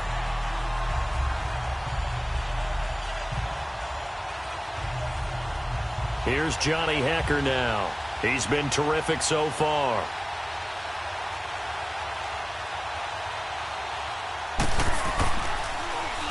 He gets this one away, and boy, it's another boomer. And not what he was hoping for there, as this will hit in the end zone for a touchback. And now Oakland ready to take the field. Now, if you're a fan of punting, and I know that not many people are, but this game kind of turning into one for you. Well, it's okay if it's a skills contest, right? We're really into it then, but not during the course of an actual game. This has turned into a field position game, though. Sometimes the better punter may actually determine the outcome.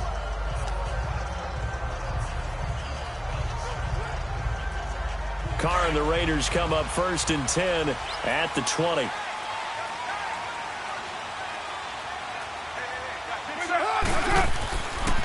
Lynch running the counter. And he finds some space past the 25 to the 27. 7 yards on the pickup there, and it'll leave him with a 2nd and 3. Well, no matter how they phrase it, staying on schedule, staying ahead of the sticks, whatever you want to call it, 7 yards on first down, that fits the bill.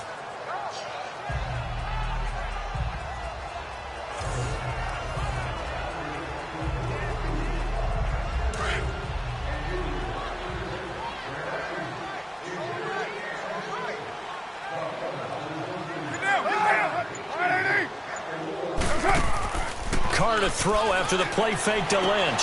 A 50-50 ball here, and it's intercepted. Picked off by Mark Barron. Well, that's a drive killer right there. Not a really confident throw either. This one was kind of up for grabs, and it's going to come down the hands of the wrong team.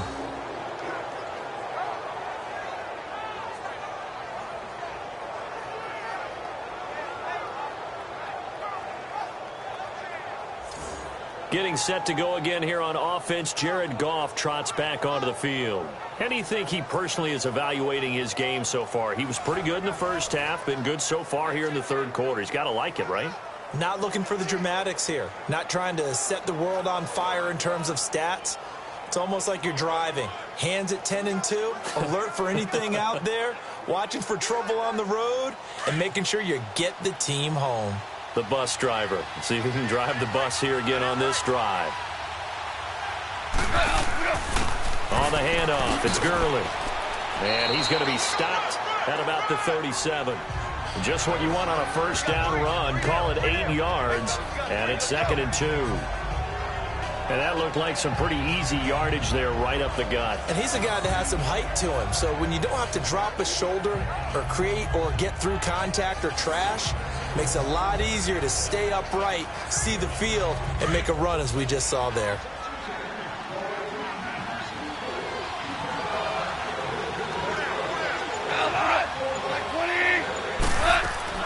Now on second down, this is Gurley. And he works it to the 30-yard line here, right at the 30. It goes as a gain of 8, and it moves the chains. Second and 2 is prime time for a little bit of a gamble, isn't it? Open up the playbook, go play action, toss that bad boy deep. But in this situation, go ahead and give it to your back. Let him pick up a first down. Keep the sticks moving.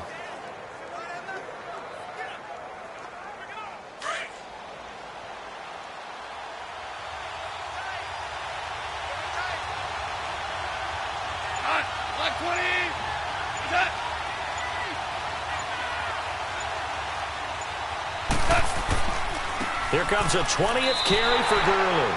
That's going to go as a loss of a yard, and it'll be second down. But that certainly felt like an example of the defense just saying, okay, we've had enough. We've gotten mashed all night long. About time we got a good play in. But flip it over to the offensive side. They've got to be really upset that they allowed a play like that to happen. They were pitching such a great game, they want to keep it going.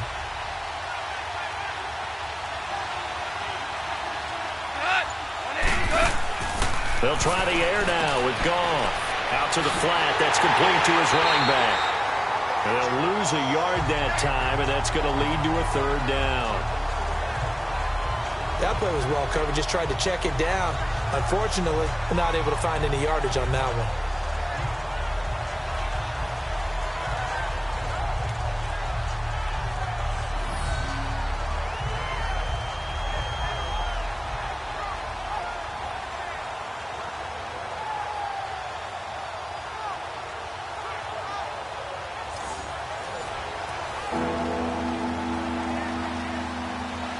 And this now 3rd and 11 after that second down completion actually went back a yard.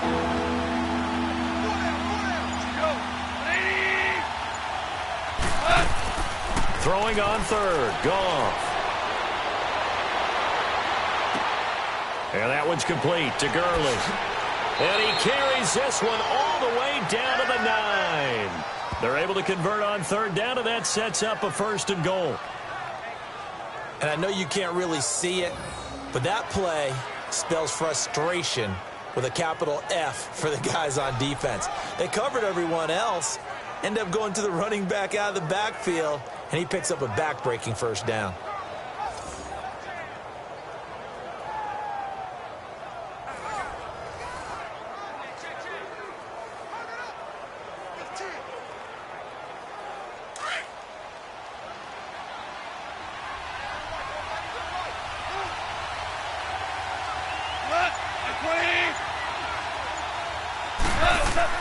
Now a play fake here on first down. This will be caught just inside the 10. And he's going to be brought down just shy of the 5 at the 6. 3 yards is the gain that time, 2nd and goal. It's vitally important to wrap him up immediately, because if you let that big guy get ahead of steam up, boy, then you've got real trouble trying to get him down. But they're able to hold him to a short gain on first down.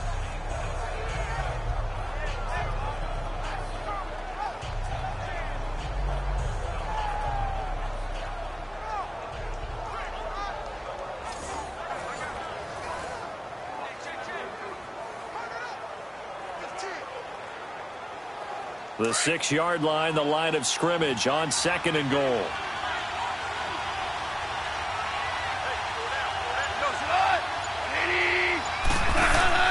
Throwing again is Goff. His pass caught at the 4. And the stop will come inside the 5 at the 4.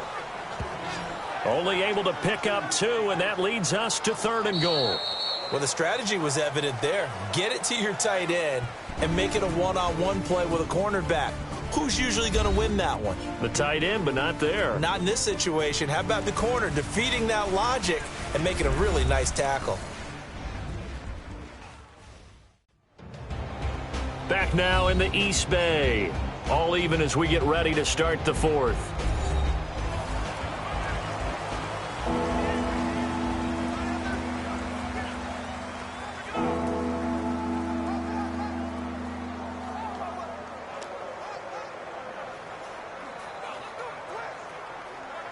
A lot of tired bodies on that field, but this is a big play, 3rd and goal.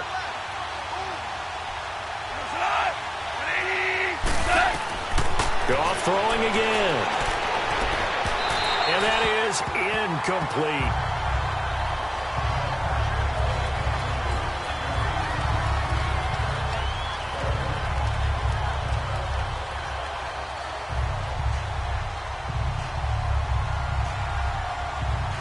So here we go. Maybe the biggest kick of the game forthcoming. This to break our 4th quarter tie.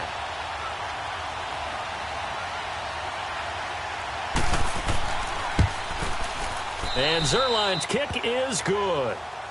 And they have taken the lead here in the 4th quarter. So the drive here ends with a field goal. It does give them the lead, but this one's still certainly a long ways from over. It definitely puts a lot of pressure on your defense to hold the lead, right? They're happy to have it and happy to be out there trying to do so. But I know as a former player, in the back of their mind, they're thinking, why don't you score the touchdown and seal this thing?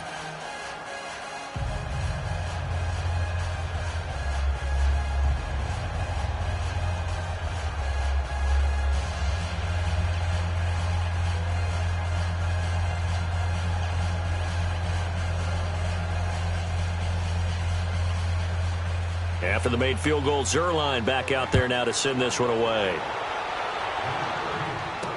The return man here, Dwayne Harris.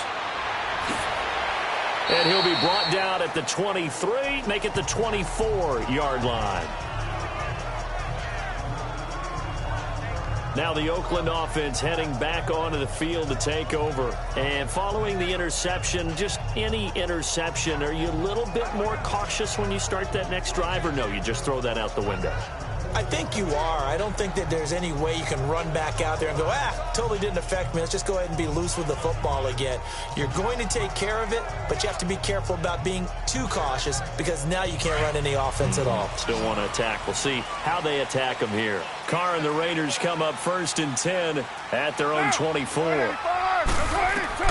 They go back to the air here after the INT on the last drive. Incomplete.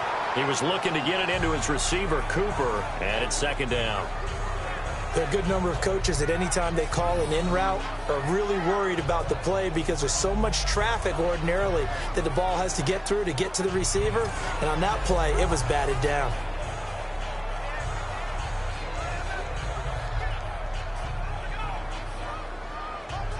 Now Carr, after the incomplete pass, brings him up 2nd and 10.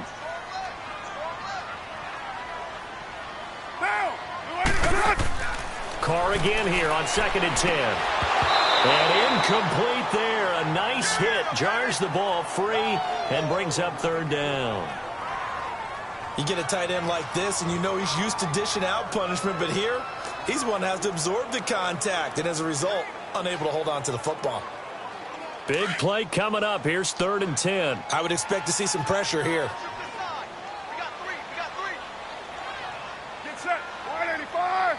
And the blitz does come. Looking deep downfield.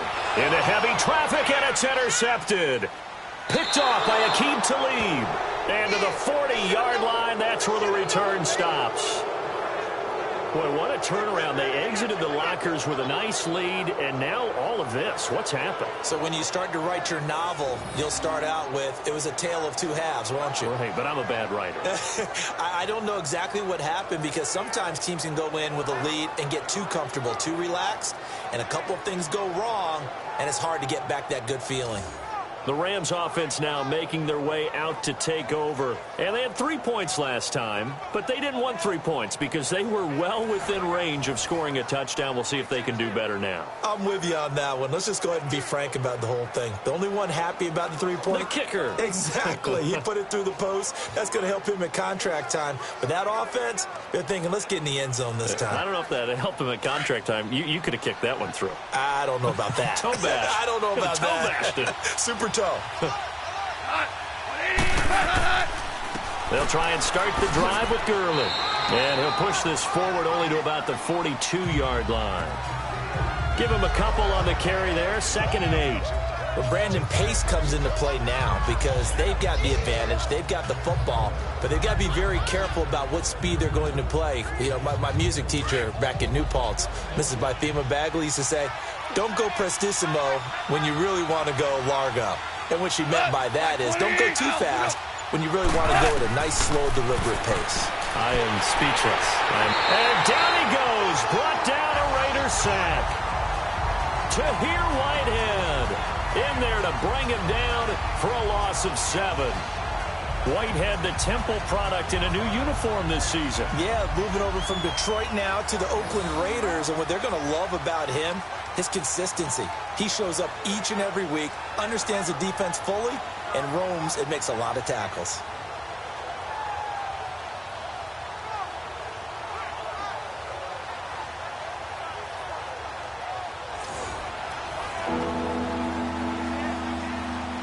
So Goff, he'll try to refocus after the sack. The Rams now set up with a tough one, a 3rd and long. Now it's Goff. He's letting it fly for Cooks. Got a man, it's caught at the 6-yard line. And he takes it all the way down to the 3. They're able to convert on 3rd down, and that sets up a 1st and goal. Couldn't just sit on it here, could they? Had to throw the ball on 3rd down. Got the big completion in the pickup. Fresh set of downs now. They've got to feel great. And defensively, a backbreaker.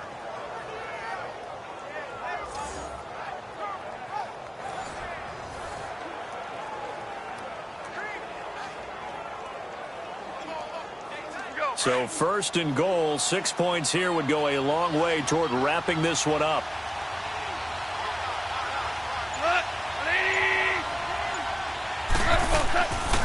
They'll try and push it in with Gurley. And the D not yielding much there. He's only going to get a yard to about the 2.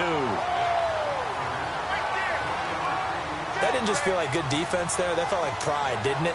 He's already gotten into the end zone twice, trying to get there for a 3rd time. No one likes to have the hat trick against them. From the 2 now, 2nd and goal. They come out here in the eye. To throw on 2nd down is Goff. And it's complete. He's got it in the end zone. Touchdown, Rams. In for the score. And the Rams add on to their lead. So they go play action, 3 tight ends out there in the heavy set. Well, they showed everything that suggested running play. Just what you mentioned, 3 tight ends, heavy formation, able to go play action off of it because if you're a defender, you're thinking it's a running play with that much beef on the field. But they passed it, and they got 6 out of it. Zuerlein now for the PAT. Zuerlein good with a PAT. And the decision to just kick the extra point winds up successful. The drive summary that time, 5 plays. And the result for the Rams, a touchdown.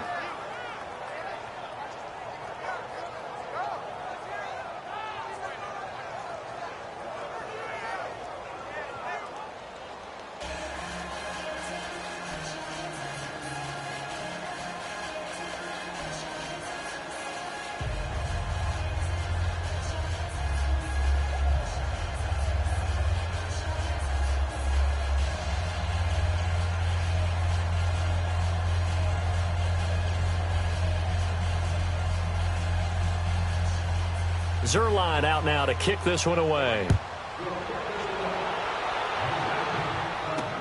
Fielded about a yard deep.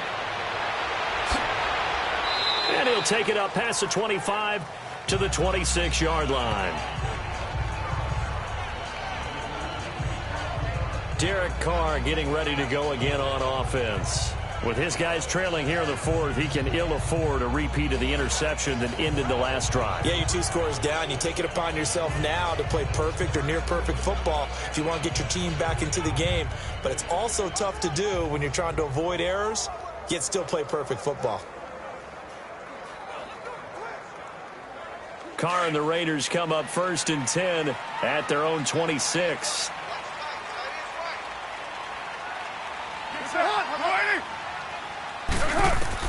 Trying to shake off the interception. He'll look to throw. Throwing the out route incomplete. It's Cook. And this one will go to the 28-yard line. Give him a couple on the catch. It's 2nd and 8. And there's a completion to the tight end. And look at the size of these players nowadays. At that spot, 6'4", 6'5", and up. A lot of guys used to be basketball players, somehow came back to football. That's really good for the game of football. You're getting better athleticism, great hand-eye coordination, guys who know how to control their bodies when they run their routes. On 2nd down, here's Carr. And Cook has it, left side. And he's able to get out to the 32, brought down there. 4 yards on the completion, and it sets up a 3rd down. It certainly feels like there are more stars at the tight end position than there were even 10 years ago. And I think it's become more of a glamour position because of the ways it can hurt a defense, and guys want to be involved. They can be in line, close to the line of scrimmage. They can split out like receivers. But hands, route running, speed, and some toughness to go across the middle, you put it all together, you got a heck of a tight end candidate. And incomplete here on 3rd down.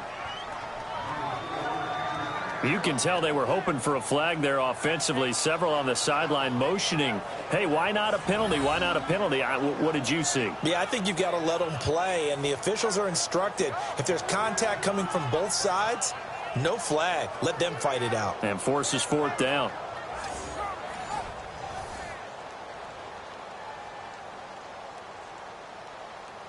Here now, Johnny Townsend, as he's on to punt for Oakland.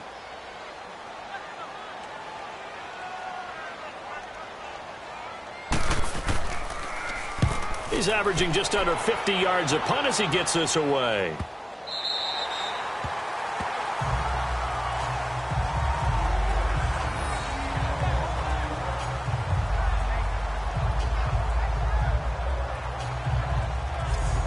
And now out on the field, here comes Los Angeles. And for them, a touchdown their last go-around. Obviously, they'll be hoping to do that again. And when you start plotting for this drive, when you start thinking to yourself, okay, what are we going to do? You don't go away from what you did before because that worked, but you have to be prepared for wrinkles and counters because you know they'll make some adjustments.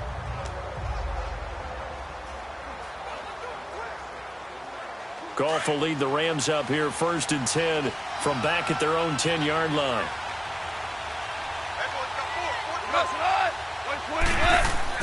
They go play action here on 1st down. He's going to sling this deep downfield. Oh, incomplete. A turnover would have really helped there. Almost intercepted. Instead, it's just 2nd down. I think he's taking an awful chance with the football right there. You've got to lead. You've got to protect it. And he's taking chances putting it out there in a little bit of jeopardy. Especially in a spot like this, 4th quarter, as you said, trying to cling to that advantage. Yeah, that one probably should have been picked, huh? An incomplete pass on 1st down. That leads to a 2nd and 10.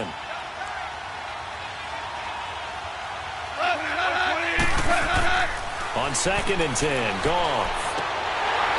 And the hit jarred it loose. It's incomplete. That's very well timed there defensively because it's not a bad throw, but the collision came at the exact time he was reaching to bring in the football. Really, really well done. Decent offense, just better defense. I think you're right. Now they face a 3rd and 10 after back-to-back incompletions.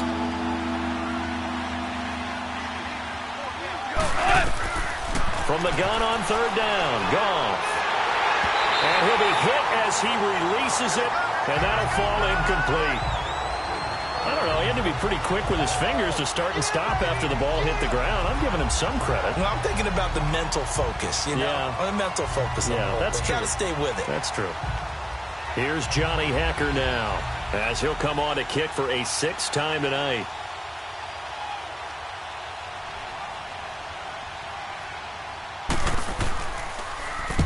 Averaging over 50 yards a punt so far as this one's away. Derek Carr getting set and ready to go again on offense here. And the passing game, I mean, look at the numbers. It's fallen off.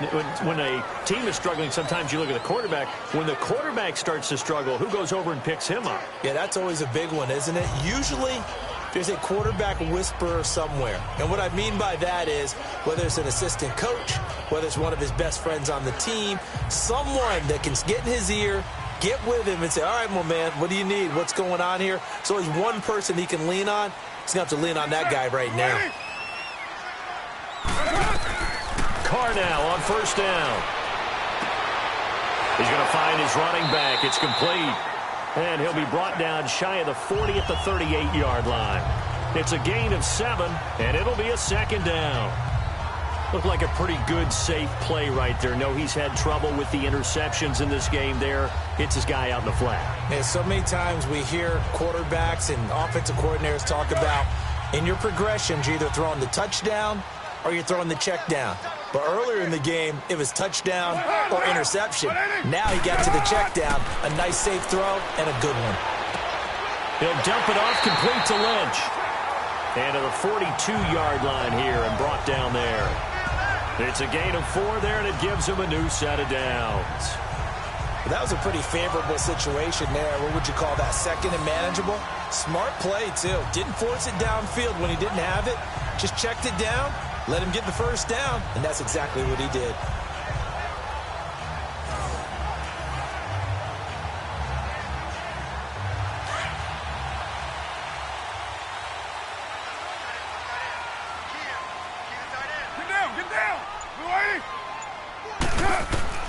On first down, Carr. Oh, he got position on him, and he pulls it in.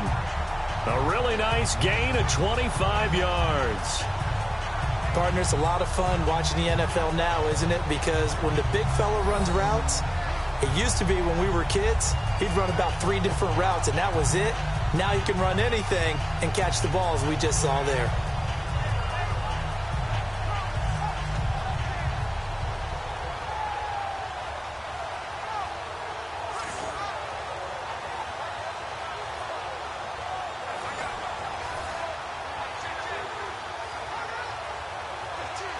So from Rams territory now, it's 1st and 10, down at the 33. Get down, get down. On 1st and 10, here's Carr. Over the middle, it's Jared Cook. And he'll go down here right around the 23-yard line. Give him 9 there on the first down completion. When you execute a drag or a crossing route really well and give them a chance to let it develop a little bit, you can gain some significant yardage hitting your tight end on that one. That last catch short of the marker by just a yard leaves him with a very manageable 2nd and 1.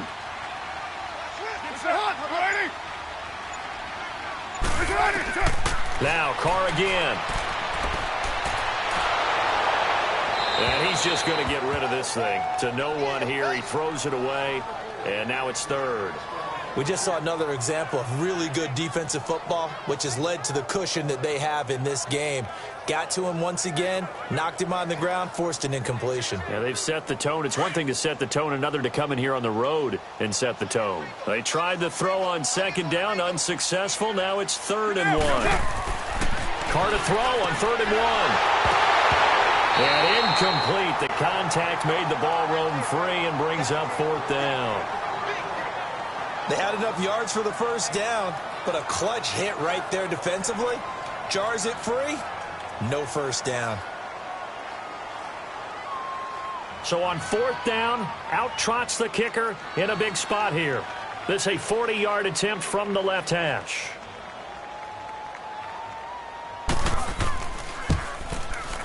And Nugent puts it through, and this is back down to a 7-point game. All right, so they needed 2 scores to get back in the game. The field goal there, maybe not exactly what they wanted, but the necessary first step. There's still time remaining, and there's enough time to get it done. They've got to get at the least a 3-and-out here to get the ball back, preferably a takeaway.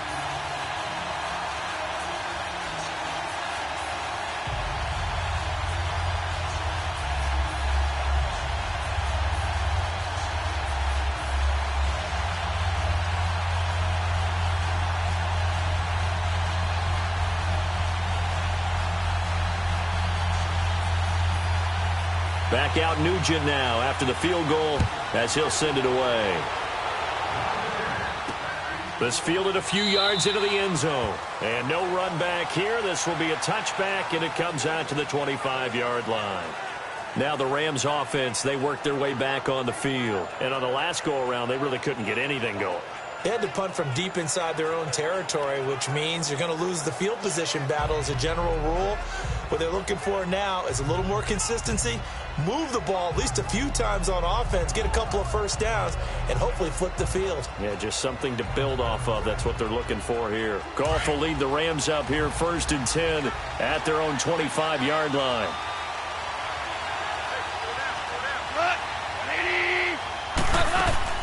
They go play action with Gurley. Now Goff. He's going to loft one deep left. It's caught inside the 25. Goff finding Cooks on a big play. 54 yards. Well, we haven't been shortchanged on offense. Another fun play to watch there on the deep pass. This game has the feel of, what, a turkey bowl, a Thanksgiving day. You know, when we get together this year, when the Davises and the Gaudens get together, that's what our playbook's going to look like they're drawing them up in the dirt, and so far it's working for both of them.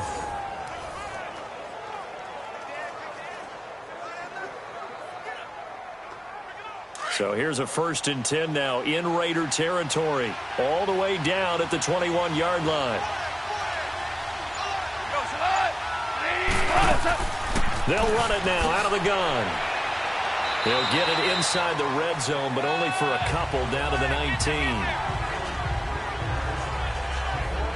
Well, that call makes sense because they've been throwing it well on this drive, and once again they show passing formation, showing the shotgun. Then they ran out of it. That's a nice play by them defensively, though, to hold it to a short game.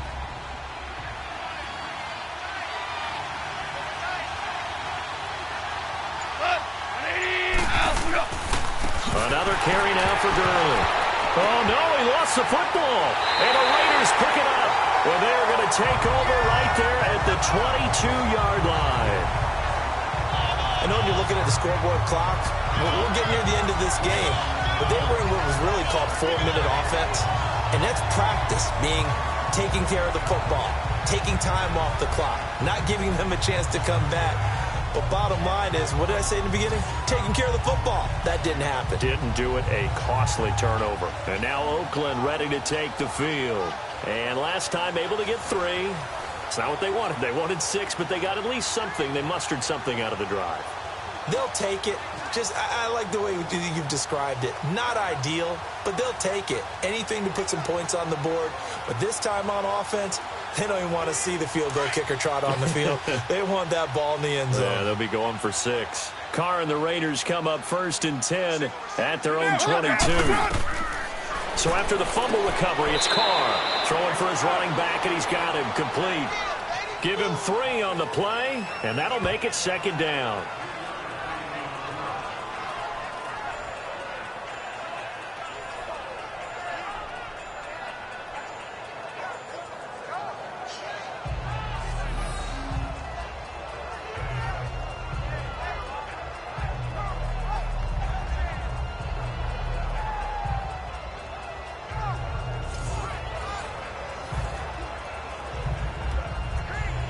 That first down completion only netted him 3.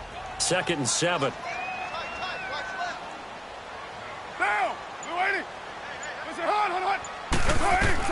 Now Carr throwing on 2nd down. They set up the screen to Lynch. And they're able to get this one across the 35. Give them 12 yards that time and an Oakland 1st down. They ran that one well, and not only did they pick up a nice chunk of yardage on the screen, they sent a message to the defense. Rush the passer all you want, but you better be careful. We can hit you going back the other direction.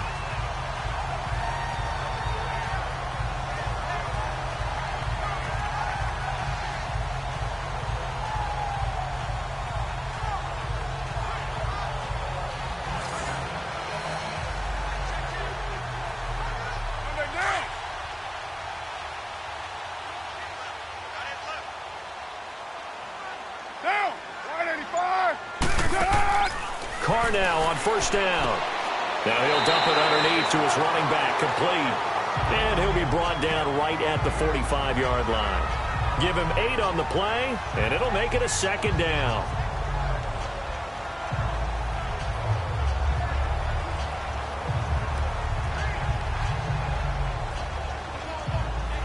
Facing a 2nd and 2 after that last catch, good for 8 yards. Down. 180. On 2nd down, Lynch slipped one tackle, but no more as he's knocked to the deck behind the line of scrimmage. It's a loss of 4. Now 3rd down. Anytime you call an inside running play, you just know there should be a lot of congestion there. You're counting on your offensive line to take control of the line of scrimmage. That didn't happen in this case, and that play got bottled up.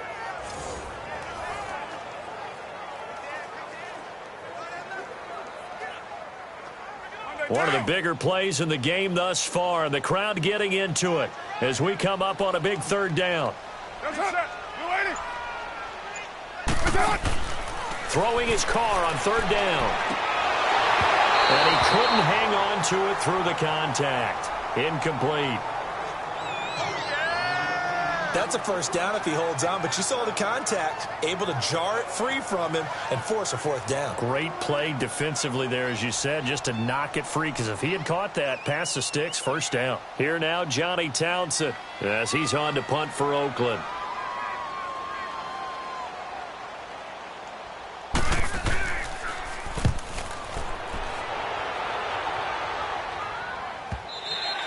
And that'll hit in the end zone. Much too much leg there. That'll be a touchback. And we move to spotlighting Brandon Cooks. And I know that they've double-teamed him a couple times, but not a ton. Whatever they're doing isn't working. He's up over 100 yards. We'll see how they adjust. And when they do that, they weaken their defense in other places as well. And how many times have we done games where we've seen a guy have a big game like this? But it's usually not by himself, is it? Right. Usually it opens it up for other people to have big games as well. Goff will lead the Rams up here 1st and 10 at their own 20-yard line.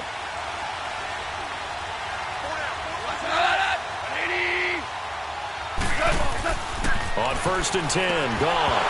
He couldn't quite hold it. Got hit. Ball pops out. Incomplete. So he can't hang on, and as I watch that unfold, I remembered an expression that I've heard, maybe from you, I don't know, but you're going to get hit anyways, might as well hold on to the ball. Well, you know a coach said that, right? Yeah. Not an actual player. Not a chance at all. Way easier said than done. After the incompletion, here's 2nd and 10 from the 20.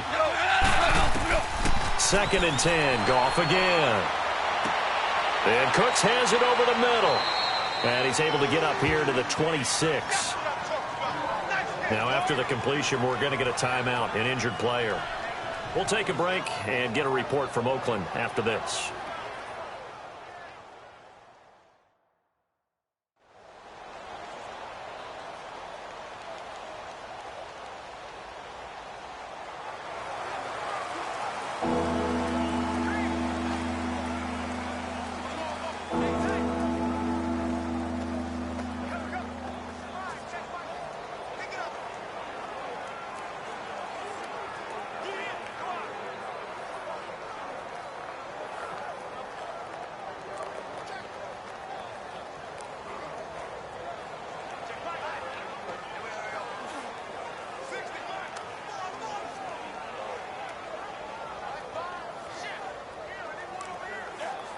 This a big play for both sides. What will we see here? 3rd and 4.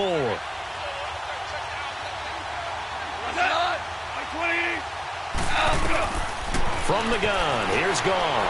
And look at this. They get the turnover they needed. It's intercepted. Picked off by Tahir Whitehead. And his guys are going to take over at the 31-yard line. A critical error there in a tight game of the 4th. All you talk about is taking care of the football, and especially with a lead here in the 4th quarter. Turning it over, now the door is open for the opposition. Just in general, when you're passing in the 4th quarter with a lead, no matter what point, you got to be super careful. Got to be careful, and sometimes you can be so careful that you end up running yourself into an error.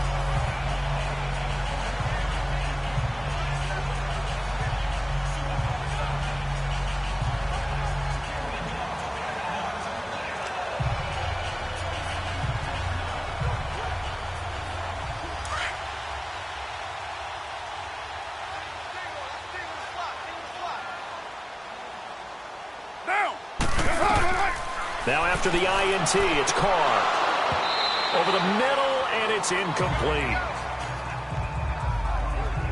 That would have been a great catch, but it's real difficult to hold on to it because it was contested all the way. Would have been a great play if he'd been able to haul that one in.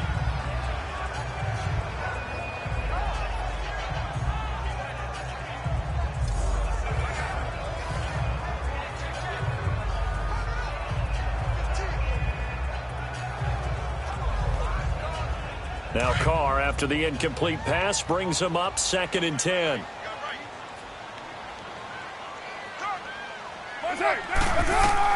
Back to the air on 2nd down. It's Carr. Now they go screen. It's complete. And he went nowhere. Well, he went backwards. Back to the 33. They'll lose a yard, and it brings up 3rd. I thought that wasn't a bad time to call the screen. I thought late game, down on the scoreboard, had to figure they were expecting a pass downfield. Yeah, so the edge rushers, they're coming. That could have hit big. You're right. Good recognition defensively to snuff that one out.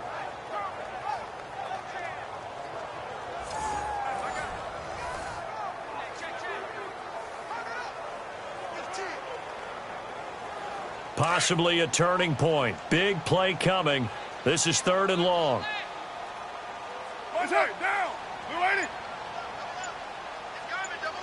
Down. Working from the gun, it's Carr. Under pressure, and he will go down. Sacked back at the 38.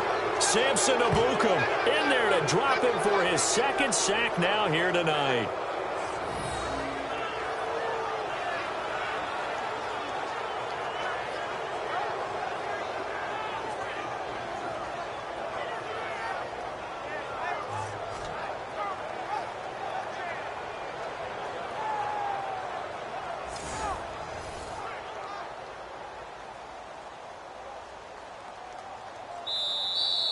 Time for a break. We'll come back for the electrifying conclusion after this.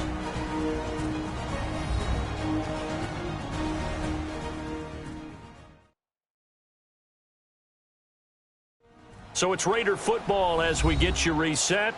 And let's see what they've come up with offensively after having time to talk it over.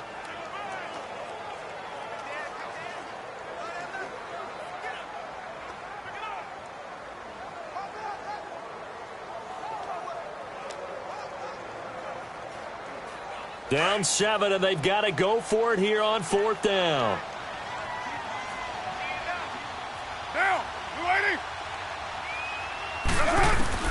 Now Carr, got to have this one.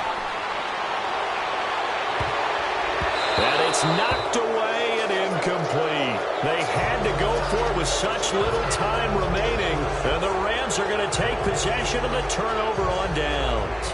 Well, their first 4th down attempt earlier was successful. This one backfires for a turnover on downs. I like their aggressiveness. I like what they're doing. They got it the first time they went for it. Why not a second time? I don't think they'll be daunted from attempting it again. If you're on the defensive side of the ball, though, any 4th down stop is a big momentum play. The Rams offense now, they get set and head back onto the field. They have the lead, obviously, late in the game. I guess the good news for them is if for some reason they would make a mistake, a field goal does the opposition no good. Everyone loves to have a little bit of a cushion, and that helps you immeasurably. But the bottom line is, do all the things that you're taught in order to close out the game. Don't even let that become an issue. Yeah, but still a one-possession game. This one not fully over yet. They've got good starting field position as they come up here 1st and 10. Goff turns and gives to Gurley. And maybe a measure of revenge there. He's had his way in this one, but this time they get him behind the line.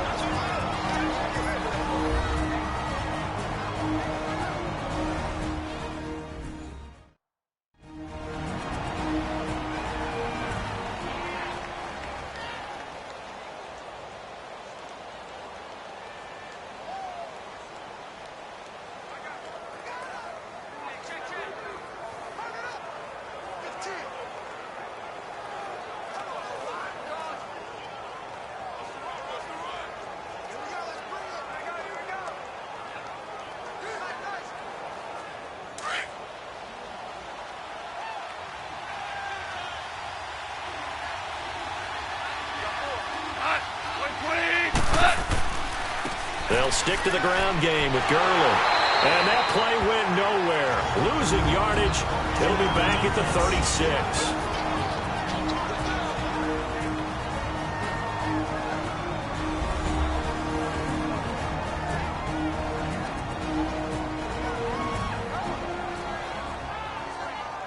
All right, so the timeout over and all 11 men back out onto the field for the defense.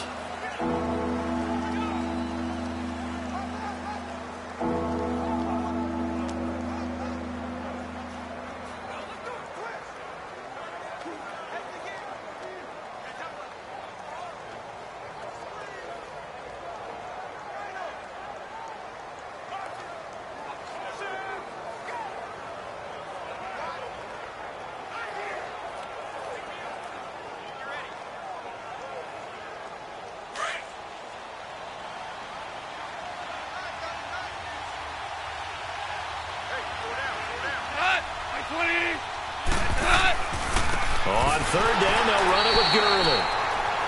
And now we're going to get a timeout here called by the defense, as they'll head to the sideline and talk over what to do next.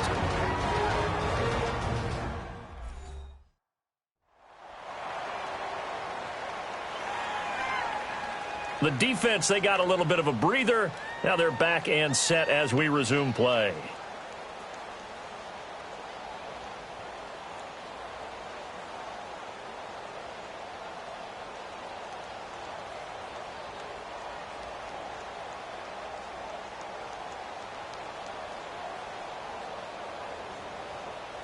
Here's Johnny Hacker now as the drive goes backwards, so he's on to punt it away.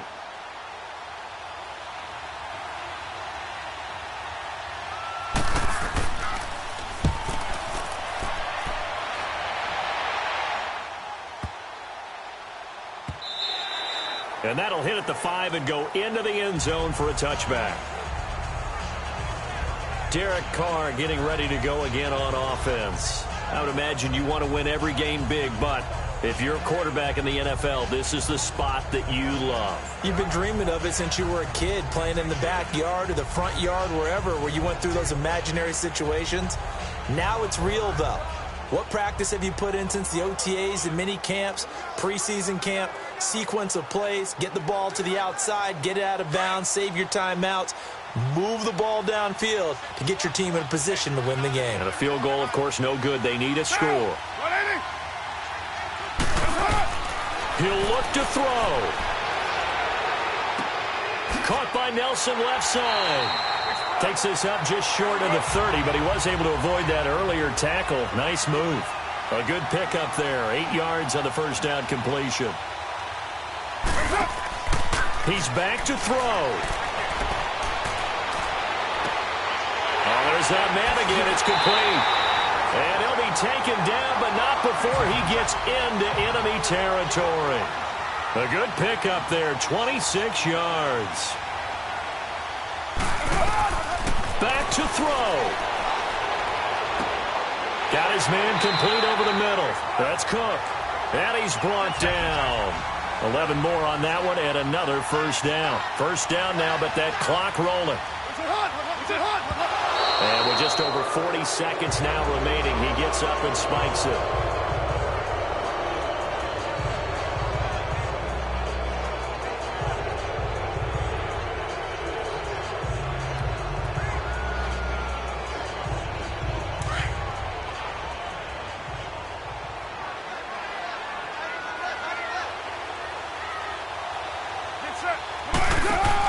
Back to throw.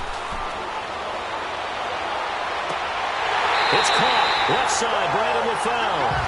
That one goes for 24 yards. Well, how about keeping your head about you in this situation? No more timeouts. Finds a way to get out of bounds. Now they can breathe a little bit as they contemplate what to do on the next down.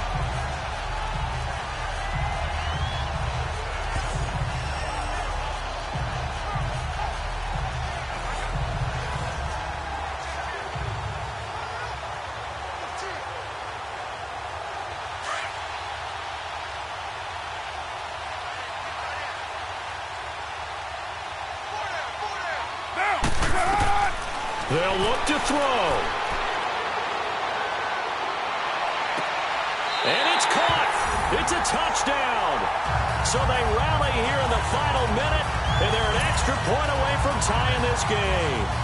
So getting the big touchdown they needed late in the fourth. Now what do? You conservative and just tie it up? No, I think you put your practice into game situation. Go as fast as possible. You already have your play call ready to go. Go for two and decide it right now. And now a critical extra point attempt here.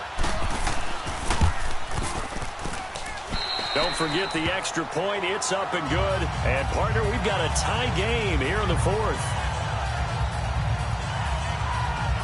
That drive goes 80 yards in 6 plays. And it winds up in 6 points for the Raiders.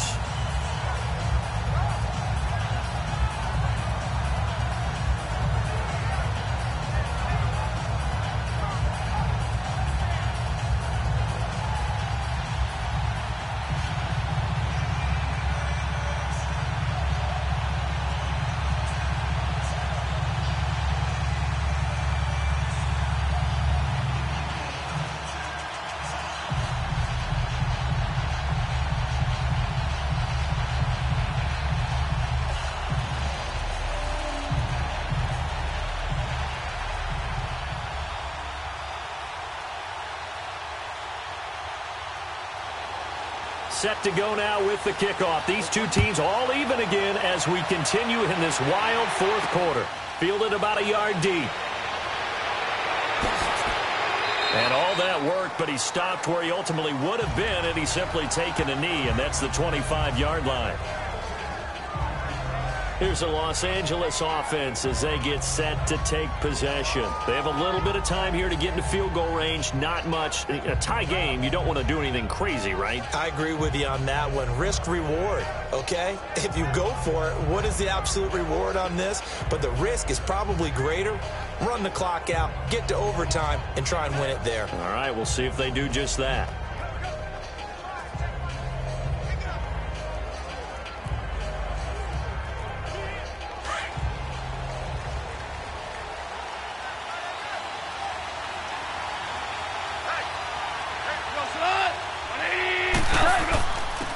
They run. It's Gurley. And he's able to plow forward up to about the 29, just shy of the 30. Now before this second down play, we'll get whistles and a timeout as they stop it with 22 ticks to go in the fourth.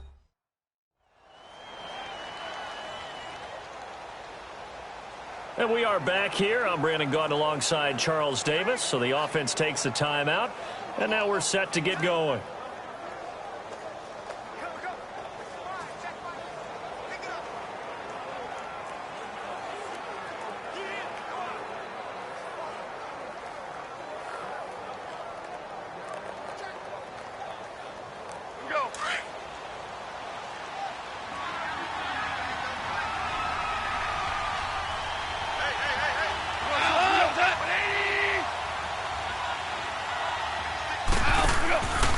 Again, they run with Gurley. And for one of the first times tonight, he's going to be held up at the line of scrimmage. No gain on the play, and it's going to bring up a third down.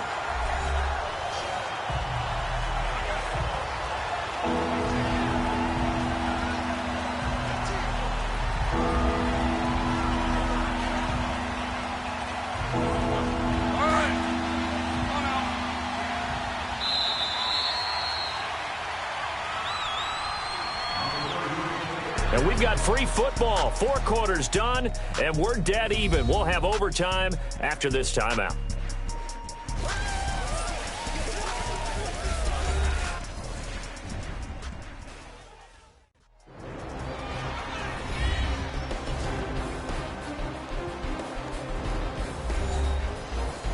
And here in overtime, if the team that receives the ball scores a touchdown, it's over. If they don't, we can still have some more football. That's exactly right. If they go down and kick a field goal, the other team gets a possession to either match it or score a touchdown to win the ball game. If both teams kick field goals, the next team to score wins. But if the receiving team throws a pick six or fumbles the ball and it gets picked up by the defense and they score, the game is over at that point.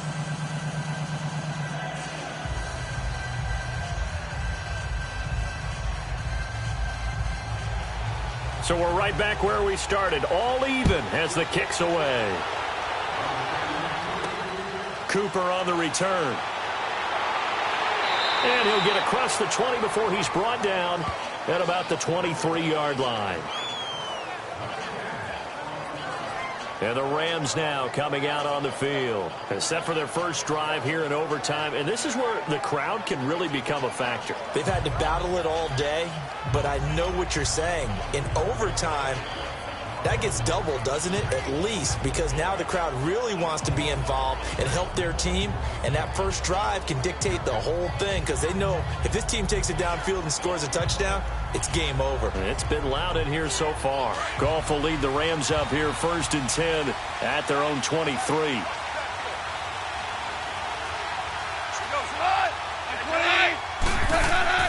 Now a play fake here on 1st down. Going for the deep ball. So they took a shot on 1st down but couldn't connect. Well, I guess we just discovered that someone is certainly not going to sit back and just take it in this game, huh? No, they were trying to get that touchdown back in one shot. One shot, trying to help out his defense and let the other team know they were coming after him. So now 2nd and 10 after the incompletion on 1st down.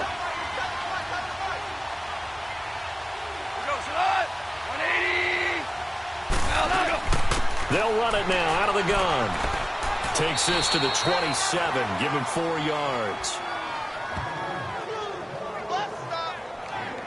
That 2nd down play call was not to pick up the 1st down. It was to accomplish what they did to get them into a manageable 3rd down because they had incompletion on 1st down, so they were behind the sticks, so to speak. They needed to make up some ground, and they did. Opening drive of overtime, and now facing a 3rd down and 6. Big play coming up. Out of the gun, Goff. Oh, so close but incomplete.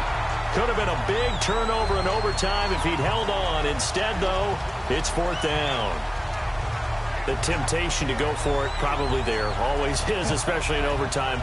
Got to punt it, though. I think you're right. I think that you absolutely have to punt it away and trust your defense, especially play a little field position here. But you're so right about the temptation.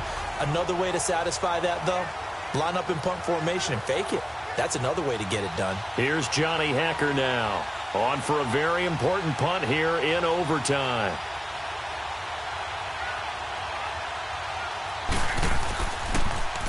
And he gets this away, and look at this. This is a good one. And a nice special teams job here. This is going to be down inside the 10 at the 7-yard line.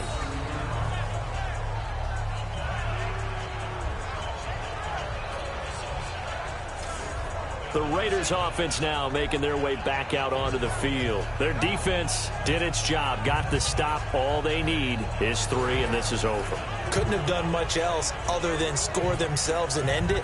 But they turned it back over to them, and now all they need is a field goal to win the game. An excellent job by the defense. Can the offense finish things off? Yeah, part 1 is done, now part 2.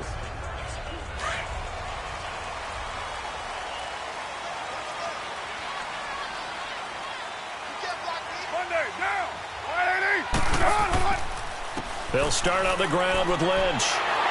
And space opens a bit as he gets it across the 15 to the 17-yard line. A nice run there, 9 yards, and it'll be 2nd down. And that last carry puts him right at 100 yards for the game. So how has he done it? Because he's been patient, followed his blocks, let everything develop, and then burst through for big gains.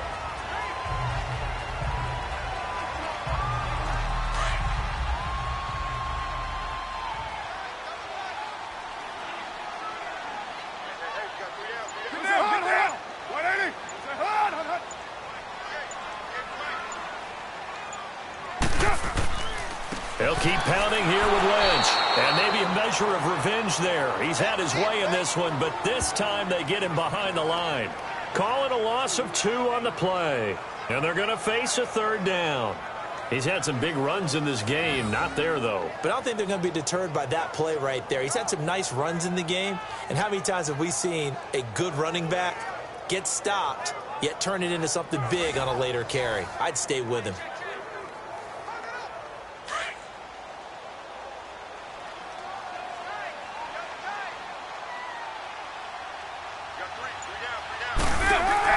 Yeah, they'll let their fullback try and push the pile. Call it a gain of 7, and it gets him a new set of downs. Football is such a game of tendencies, down and distance, and on 3rd and inches, 3rd and 1, you think, yeah, the fullback's probably going to get the ball, but when you get to 3rd and 2, most of the time that's either the running back or a pass play. So that's a nice tendency breaker by the offensive team there. Hand it to their big guy to pick up a first down.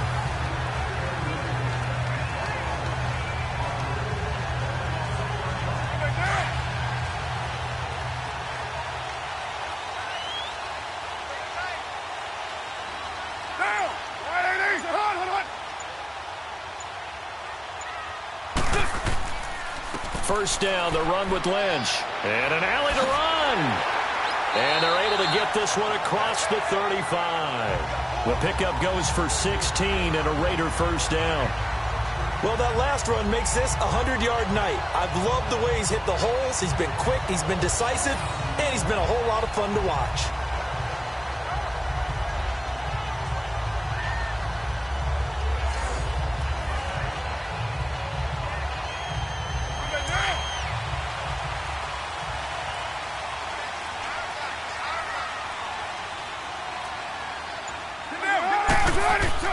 What can Carr do now with his drive?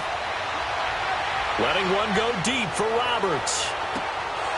And it drops down incomplete. Thought he might have had it. Instead, second down. They decided to take a shot and right down the middle of the field, and really, they didn't give it as much time to develop, did they? They want to take that shot somewhere around the 15-yard mark. And the defense able to recover, bat it free.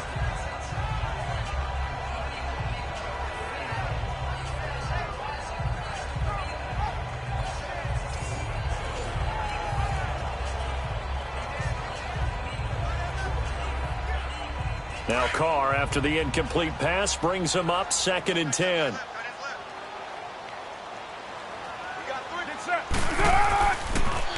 Carr gives to Lynch on the draw. And very little room to maneuver. He'll get this down to about the 39. Only a yard on the pickup there, and it'll bring up a 3rd down. Well, if the coaching staff's doing a good job upstairs, they'll file away what they just saw from the defense right there. They sold out to stop that running play. I'd say keep that in mind. They want to try that again. Go play action, hit them over the top. Carr to throw after the play fake to Lynch. Lets it go for Nelson. Oh, and it's intercepted. Picked off by John Johnson. So we will see yet another drive in this overtime.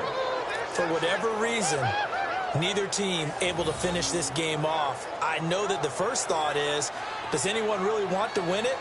But I think that they both desperately want to win it, and sometimes you force things, and that leads to errors. Well, it's out there for the taking. We'll see who can do it. So now here are the Rams as their offense comes back out. They punted last time they had it. What steps, Charles, you think they have to take to make sure they don't do that again? Well, let's just go to the football 101, the trade expression 101. Win first down. Make 5, 6, 7 yards on first down and make it a 2nd and 3, 2nd and manageable. Keep accumulating first downs that way. Keep moving the football. You don't want to get behind the sticks because then the defense has the advantage. Goff will lead the Rams up here 1st and 10 at their own 21. After the interception, here's Goff. Oh, he's got a man wide open, complete. And he's brought down after a good gain. A good pick up there of 20 yards. Right after the turnover, they come out throwing. And that means it's a sudden change situation. We used to practice it on defense. Sudden change, get out there, stop the offense. But you typically run out there a little bit unsettled. I think that's why he came right out throwing the football, hoping to catch him off balance. And he did.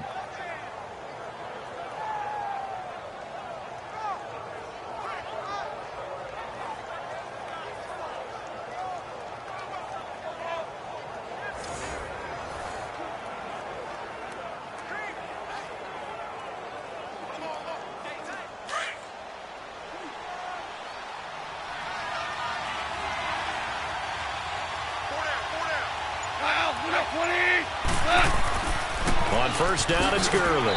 And he will be brought down at about the 43 that time. In on the stop, it's Tahir Whitehead. Well, he was looking for some running room, and there wasn't a whole lot of it there on that play. I think he was lucky to get a couple of yards out of it because those defenders, they were rallying to the football pretty quickly.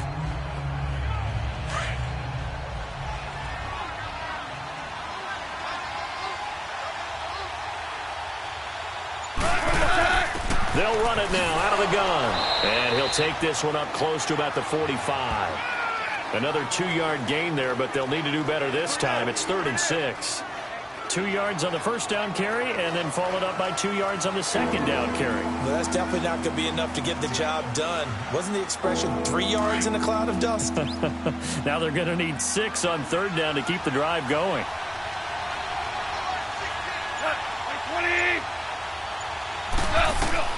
Throwing on 3rd. Goff.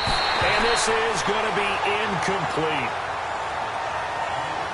They tried to make something happen, but that one came up incomplete and really wasn't a good-looking throw. Yeah, maybe even go as far as to call that a little ill-advised. Yeah, I would say so. I think that's the right phrase for it. Definitely ill-advised. Just wonder about his mechanics right now, you know, and that's the tough part.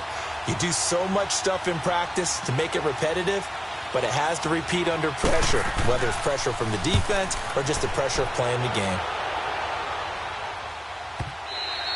Now this is going to carry well into the end zone for a touchback. Now the Raiders offense, they get set to head back on the field. Neither team scored yet. Now we go to sudden death. Next points win this game.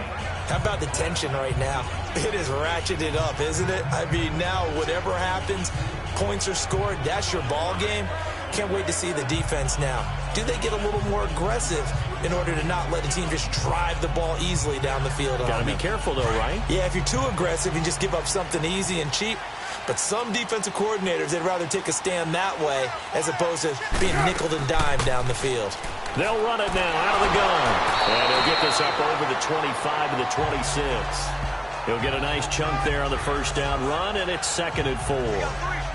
I think we can safely say that those types of plays are the backbone of this offense. We know not every run's going to be a big hitter, but you know they'll take that type of result on each and every attempt.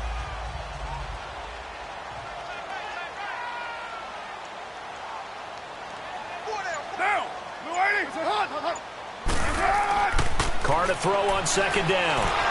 And the Rams got it. They bring him down. The amount of sacks that they've absorbed in this game is absolutely extraordinary. Let's just face it. This offensive line, flat out, cannot handle this pass rush. It's been demonstrated time and time again.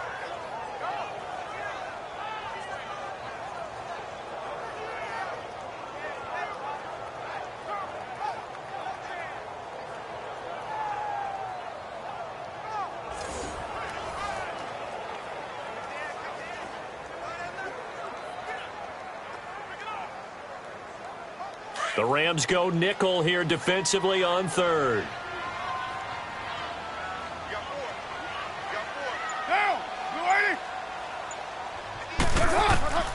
From the gun, it's Carr. He's going to go for a big play down. He's got a man complete. And all the way down to the 37. A huge play there in overtime. 42 yards. They picked up a first down and a whole lot more. Forget about just looking for the sticks. They went well beyond the stick. I know they were talking about guarding the sticks on defense. They didn't guard them very well. They got a big-time completion on a 3rd down. That's almost a backbreaker, isn't it? In overtime, every play's importance is magnified. And that one could turn out to be huge. So from Rams territory now, it's 1st and 10 at the 37-yard line. Carr gives to Marshawn. And he's going to get this inside the 30. They get 10 more there, and I believe that'll be enough for another first down. It will. But they're getting ready to go to work now in prime real estate after that last run. Found his spot and picked up nice yardage, didn't he? And now he's got him knocking on the door of the red zone.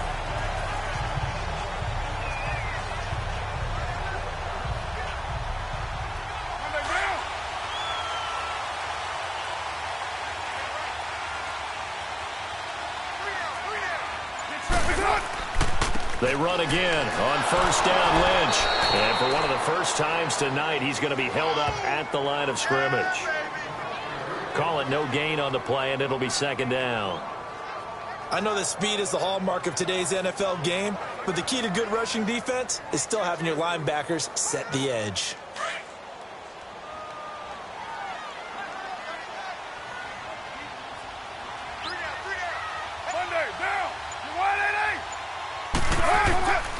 Handoff comes to Lynch, and maybe a measure of revenge there. He's had his way in this one, but this time they get him behind the line. And they'll lose a yard that time, and that's going to lead to a third down. From our vantage point, that was just one bad play by the offensive line in a series of really good ones tonight, but I know that they're going to be really ticked off. It's a lot like a baseball pitcher losing a no-hitter late in the game.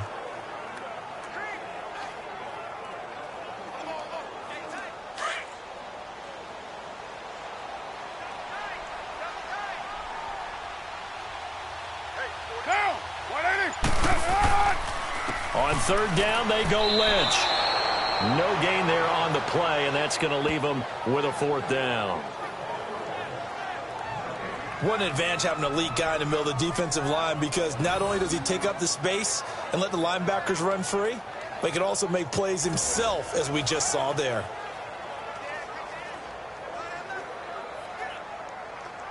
So Mike Nugent on now with the game on the line. This to win it in overtime. And the Rams are going to go ahead and take another timeout. They'll be left with just one remaining here at OT. So a defensive timeout, chance to regather, regroup, and get set as we resume action.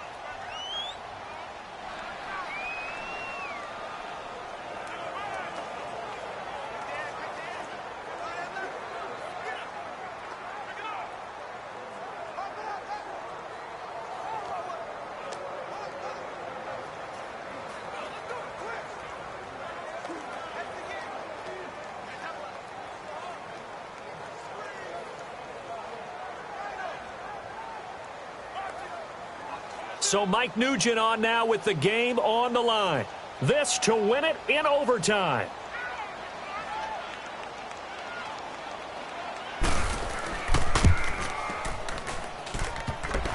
And this one is no good. He missed it. And we will play on here in overtime. So possible disaster there. It's an empty possession, and there's no worse time to have an empty possession than the first drive of overtime. Yeah, and remember the situation now, Brandon. It's sudden death from here on out. You can bet he's begging for a chance to redeem himself. But the question now is, will that chance ever come?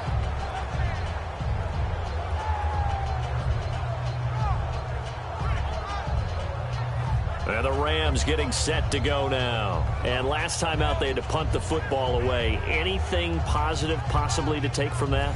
There always is when you're punting the football away. It doesn't sound like it because you're giving it up, but you've avoided a mistake. At least you didn't turn it over, You didn't turn it over, right? You're giving your defense a chance because you're punting the ball away, and they're set to go on the field as opposed to sudden change after a turnover, and wow, now we've got to go out there and stop people. So, yeah, there's always something positive to be gained from it. They'll start out on the ground with Gurley. And he's across the 40, 3 extra yards to the 43. A good run there on first down, and it'll leave him with a 2nd and 2. Another good run for him. What else is new? They ought to put him right at 150 yards for the game, so he's really made his presence felt in this one.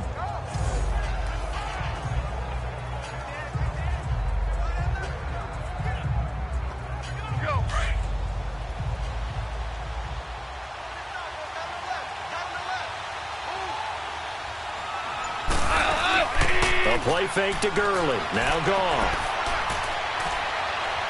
He's going to air one out. Oh, and it's intercepted. Picked off by Rashawn Melvin. And a big turnover there as his guys will get the football back. A costly mistake here at OT. And you know what they say, when you throw an interception like that in overtime, you don't usually get a chance to throw a second one. I mean, I'm not sure the analytics on it. Let's ask Marvin, our statistician, to ring that down for us. That's typically how coaches and teams feel about it. You throw one, you likely cost yourself the game. And now Oakland ready to take the field. And they had compiled a pretty long drive last time. Unfortunately, though, it ended with no points after the missed field goal.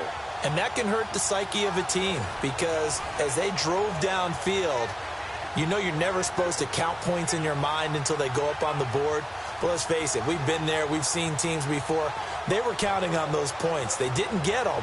Can they come back now, start over again, and grind it out? Carr and the Raiders come up 1st and 10 at the 20. Down! 180! They'll run it now out of the gun. And an alley to run. And he's able to plow forward up to about the 29, just shy of the 30. Give him 9 on the carry that time, and they're set up with a 2nd and 1. And there we saw one of the downsides of blitzing during a rundown because sometimes you get out of your gaps. You don't fit the run quite as well because you're headed towards the ball carrier with abandon.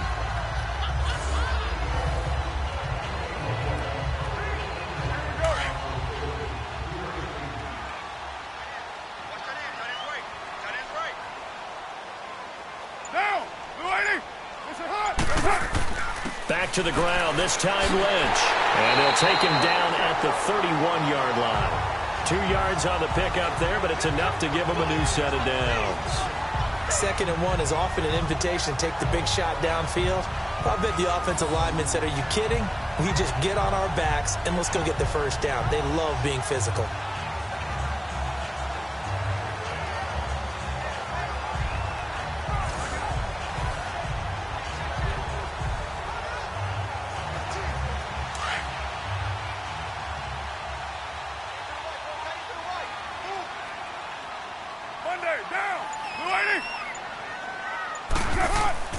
Throwing on 1st down is Carr. Over the middle, it's Jared Cook. And he'll bring it up here to right at the 40-yard line. A good pickup there. 8 yards on the 1st down completion. They gave up the completion there, but this is what zone defenses count on. Catching the ball and not much run after the catch. Facing a 2nd and 2 after that last catch, good for 8 yards.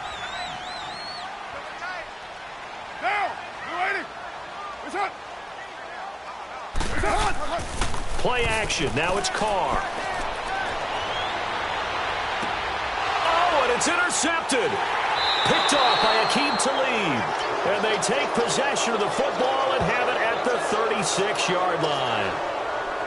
So that right there was his 2nd pick, but keep in mind, this is a guy who once had a rare 3-interception game in his career. So what are you saying, that getting 2 in a game, that's like kid stuff for him? That's nothing. He's already Amateur done that, hour. right? Been there, done that. You know he wants a 3rd again. The Rams offense now making their way out to take over.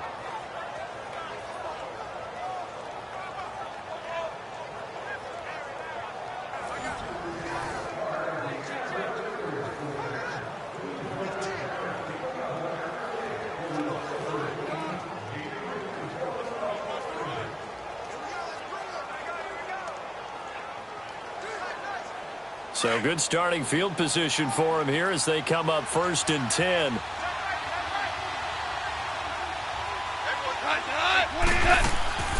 They'll run it now out of the gun. And maybe a measure of revenge there. He's had his way in this one, but this time they get him behind the line. He'll wind up losing a yard on the play, and it'll be 2nd and 11. So, Brandon, when this offense gathers together to watch tape for this game, they're going to be feeling pretty good about themselves until the coaches get upset about the play we just saw. But you know their defense is going to be. But we put up big points all game long. The defense is going to win one every now and then.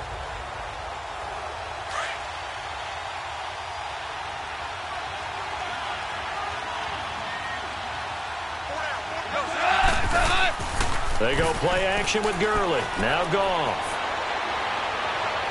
And this is going to be caught. No, they say it's incomplete. And a flag comes in as that one falls incomplete. Well, let's see who this is on. Touching offense. So that one will be accepted.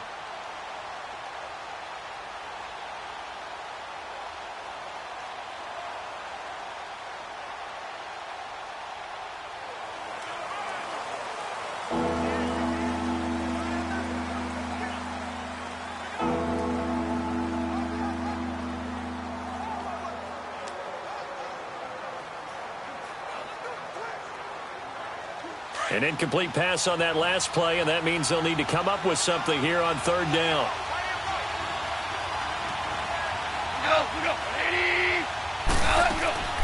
From the gun on third down, Goff. And he comes back with one complete. They get 7 there, but it brings up 4th.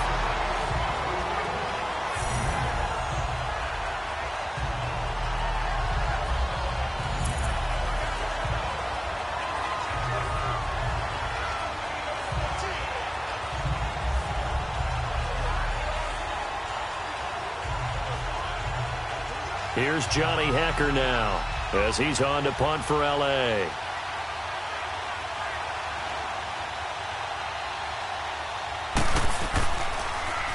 He steps into this one, and this is a rocket. And a bit of a mistake there. This is well into the end zone for a touchback. The Raiders offense now, they trot back out.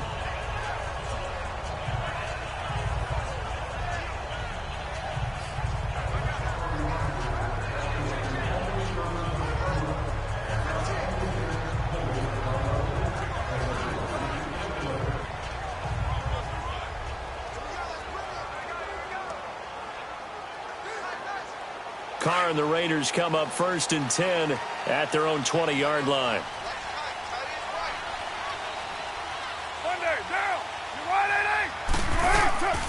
They'll run it now out of the gun. Wiggles free. And now they're going to get him down right at the line of scrimmage. And before this second down play, we'll get a whistle, a signal, and a timeout. They'll be down to just 1 remaining as we step aside here in overtime. So the offensive unit called the TO, and now we are ready to resume play.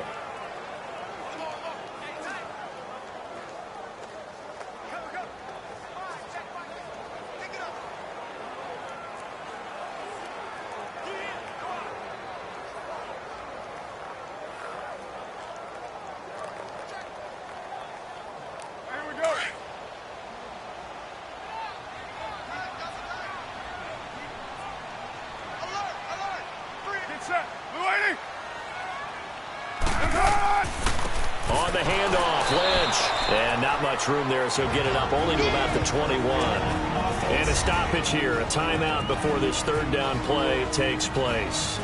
It'll be their second and final timeout, remember, here in overtime. We'll be back.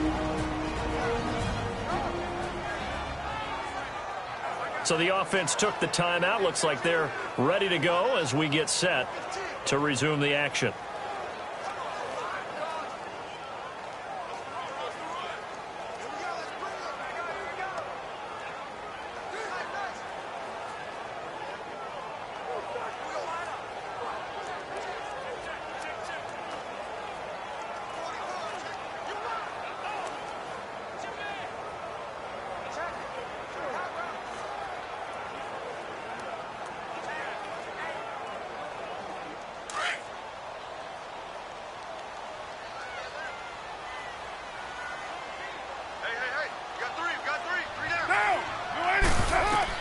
On third down, Carr.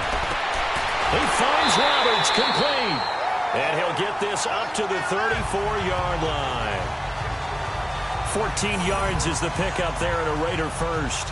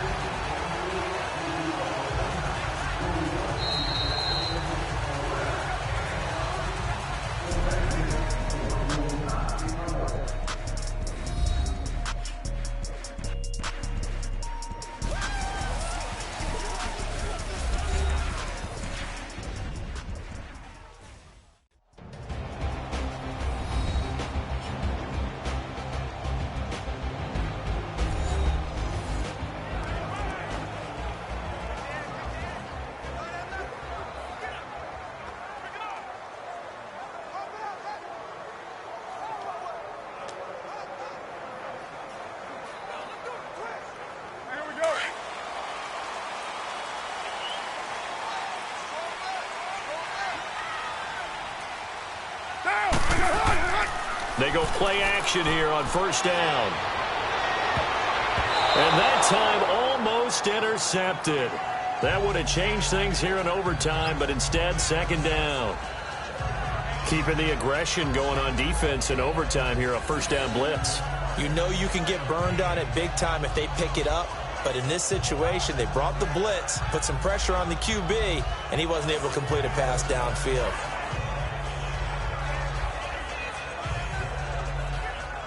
Now Carr, after the incomplete pass, brings him up 2nd and 10.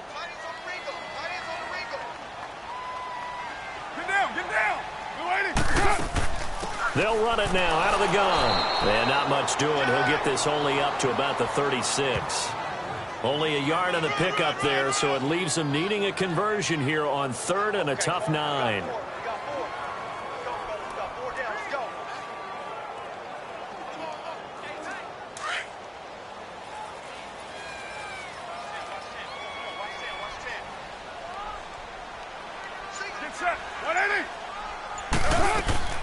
Throwing his Carr on 3rd down. Oh, so close but incomplete.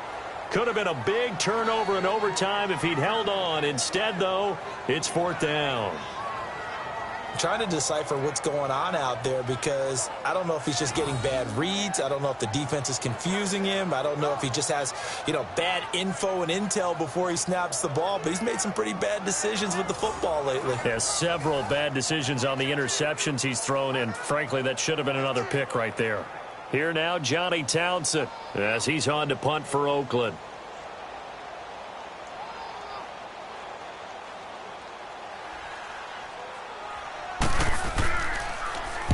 Averaging 50 yards a boot so far as this one's away. And no one there to stop it. Hits at the 8, but it carries all the way into the end zone for a touchback.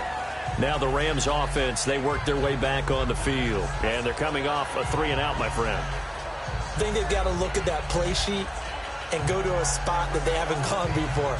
Time to shake things up a little bit to try and get this offense moving. Okay, so how do you do that? How do you shake things up? You look at what you've called before, realize it hasn't worked so well. Go to something else. And maybe you try and find one of those special plays from one of your better players, and maybe try and hit something big and get things going in the excitement area. Goff will lead the Rams up here 1st and 10 at the 20. On 1st and 10, Goff. It's a short one here, complete to the tight end. And they'll get him down here at the 23. The completion good for 3, and it's 2nd down. And there's another completion to the tight end. And let's face it, it is hard to overthrow a 6'6" target. It is indeed. Quarterbacks like their speed guys. They like that huge 6'6" target that they've got in him. They really do, and it reminds me of what one great tight end told me once. He told his quarterback, just make sure you throw it up there. Kind of like put up on the top shelf where the kids can't get it. That first down completion only netted him 3. 2nd and 7.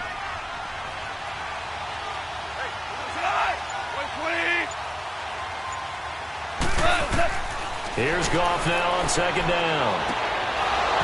And incomplete there. A nice hit. Jars the ball free and brings up 3rd down.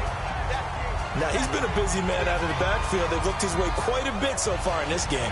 Nice job there defensively, though, adjusting, because a couple of his earlier catches, he was wide open. Not that time. You mentioned the key word, adjustment. A better cover man on him now in space. They head to the line facing a 3rd and 7 following the incompletion on 2nd down. From the gun, here's Goff. And he's got his favorite target yet again. It's complete. 1st down, L.A. Goff finding Higbee. Like so many tight ends nowadays, they have no problem at all putting him in the slot and letting him go to work, and that's a nice pitch and catch right there for a 1st down.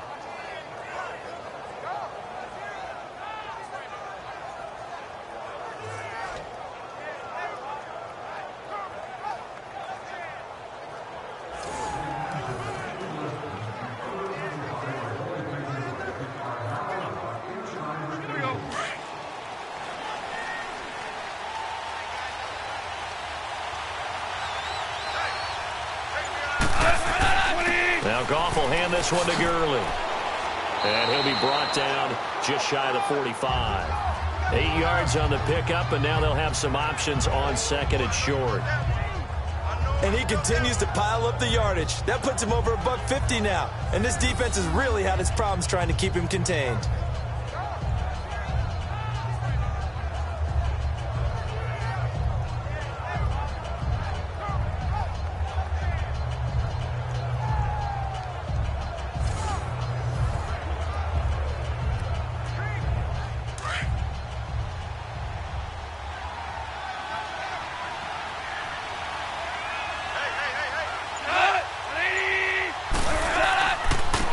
Now a give running left for Gurley. And maybe a measure of revenge there. He's had his way in this one, but this time they get him behind the line. It'll be a loss of 1, and that's going to lead to a 3rd down. I like the strategy. Extra tight ends, extra beef. They want to run the football, but that means they probably want to run it inside. If you get strung out on the perimeter, you're in peril. Yeah, we saw the result, negative yardage.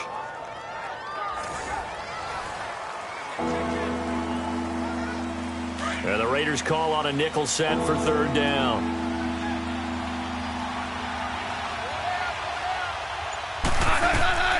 A shotgun snap for Goff. That's caught by Kelly. And he's got the 1st down, yardage before being taken down at midfield. It'll go as a gain of 6 that time, and it moves the chains as well.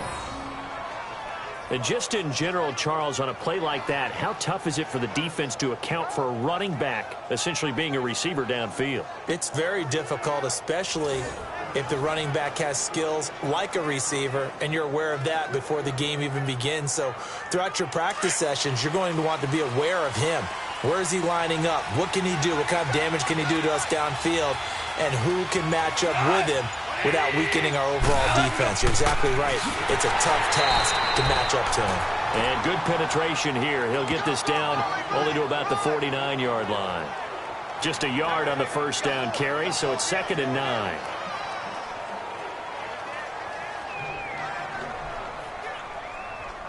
Here we go, fellas. Here we go.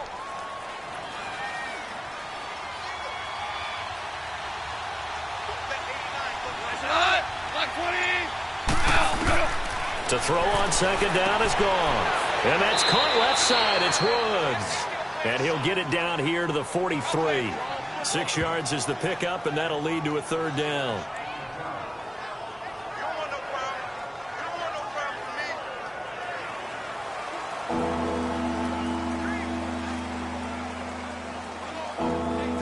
for me. The 8th play of the drive coming up. It's 3rd and 3.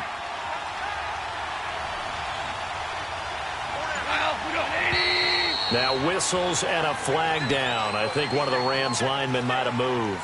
False start, offense.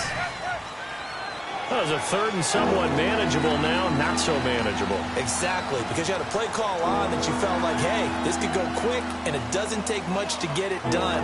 Now, you got to start thinking about a little bit of a deeper route type of a call, especially if you want to throw it. Now after the false start, they need 8 yards here on 3rd down.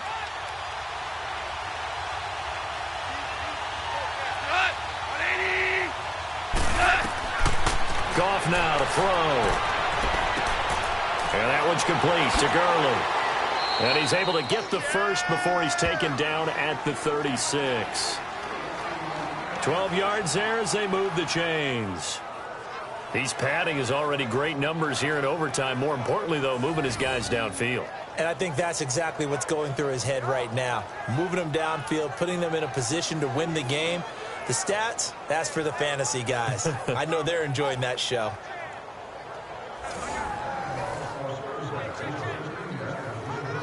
Goff in the offense with a 1st and 10. And he's 5 for 6 now throwing the ball on this drive.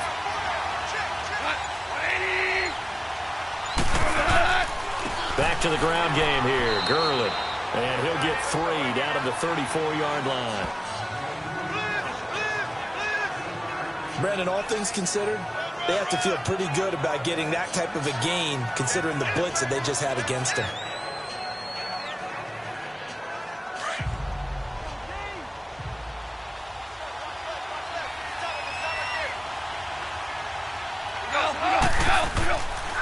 A give. This is Kelly. And a short gain down to about the 33. Gary and Conley, the one to bring him down.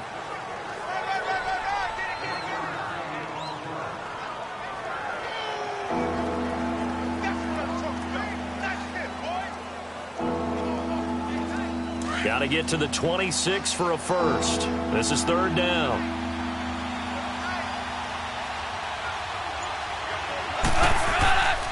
They'll go again with Kelly. And he will lose yardage back to the 34-yard line. A loss of a yard, and it brings up fourth. Part of the thinking when you bring in extra tight ends, you're hoping that each of your guys gets those one-on-one blocks and creates a crease for your runner. You know what the converse is, though? You've got to win those one-on-one blocks, and when you don't, that's the result you end up with.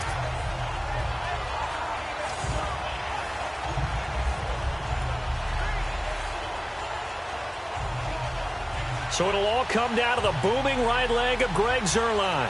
This to win it in overtime.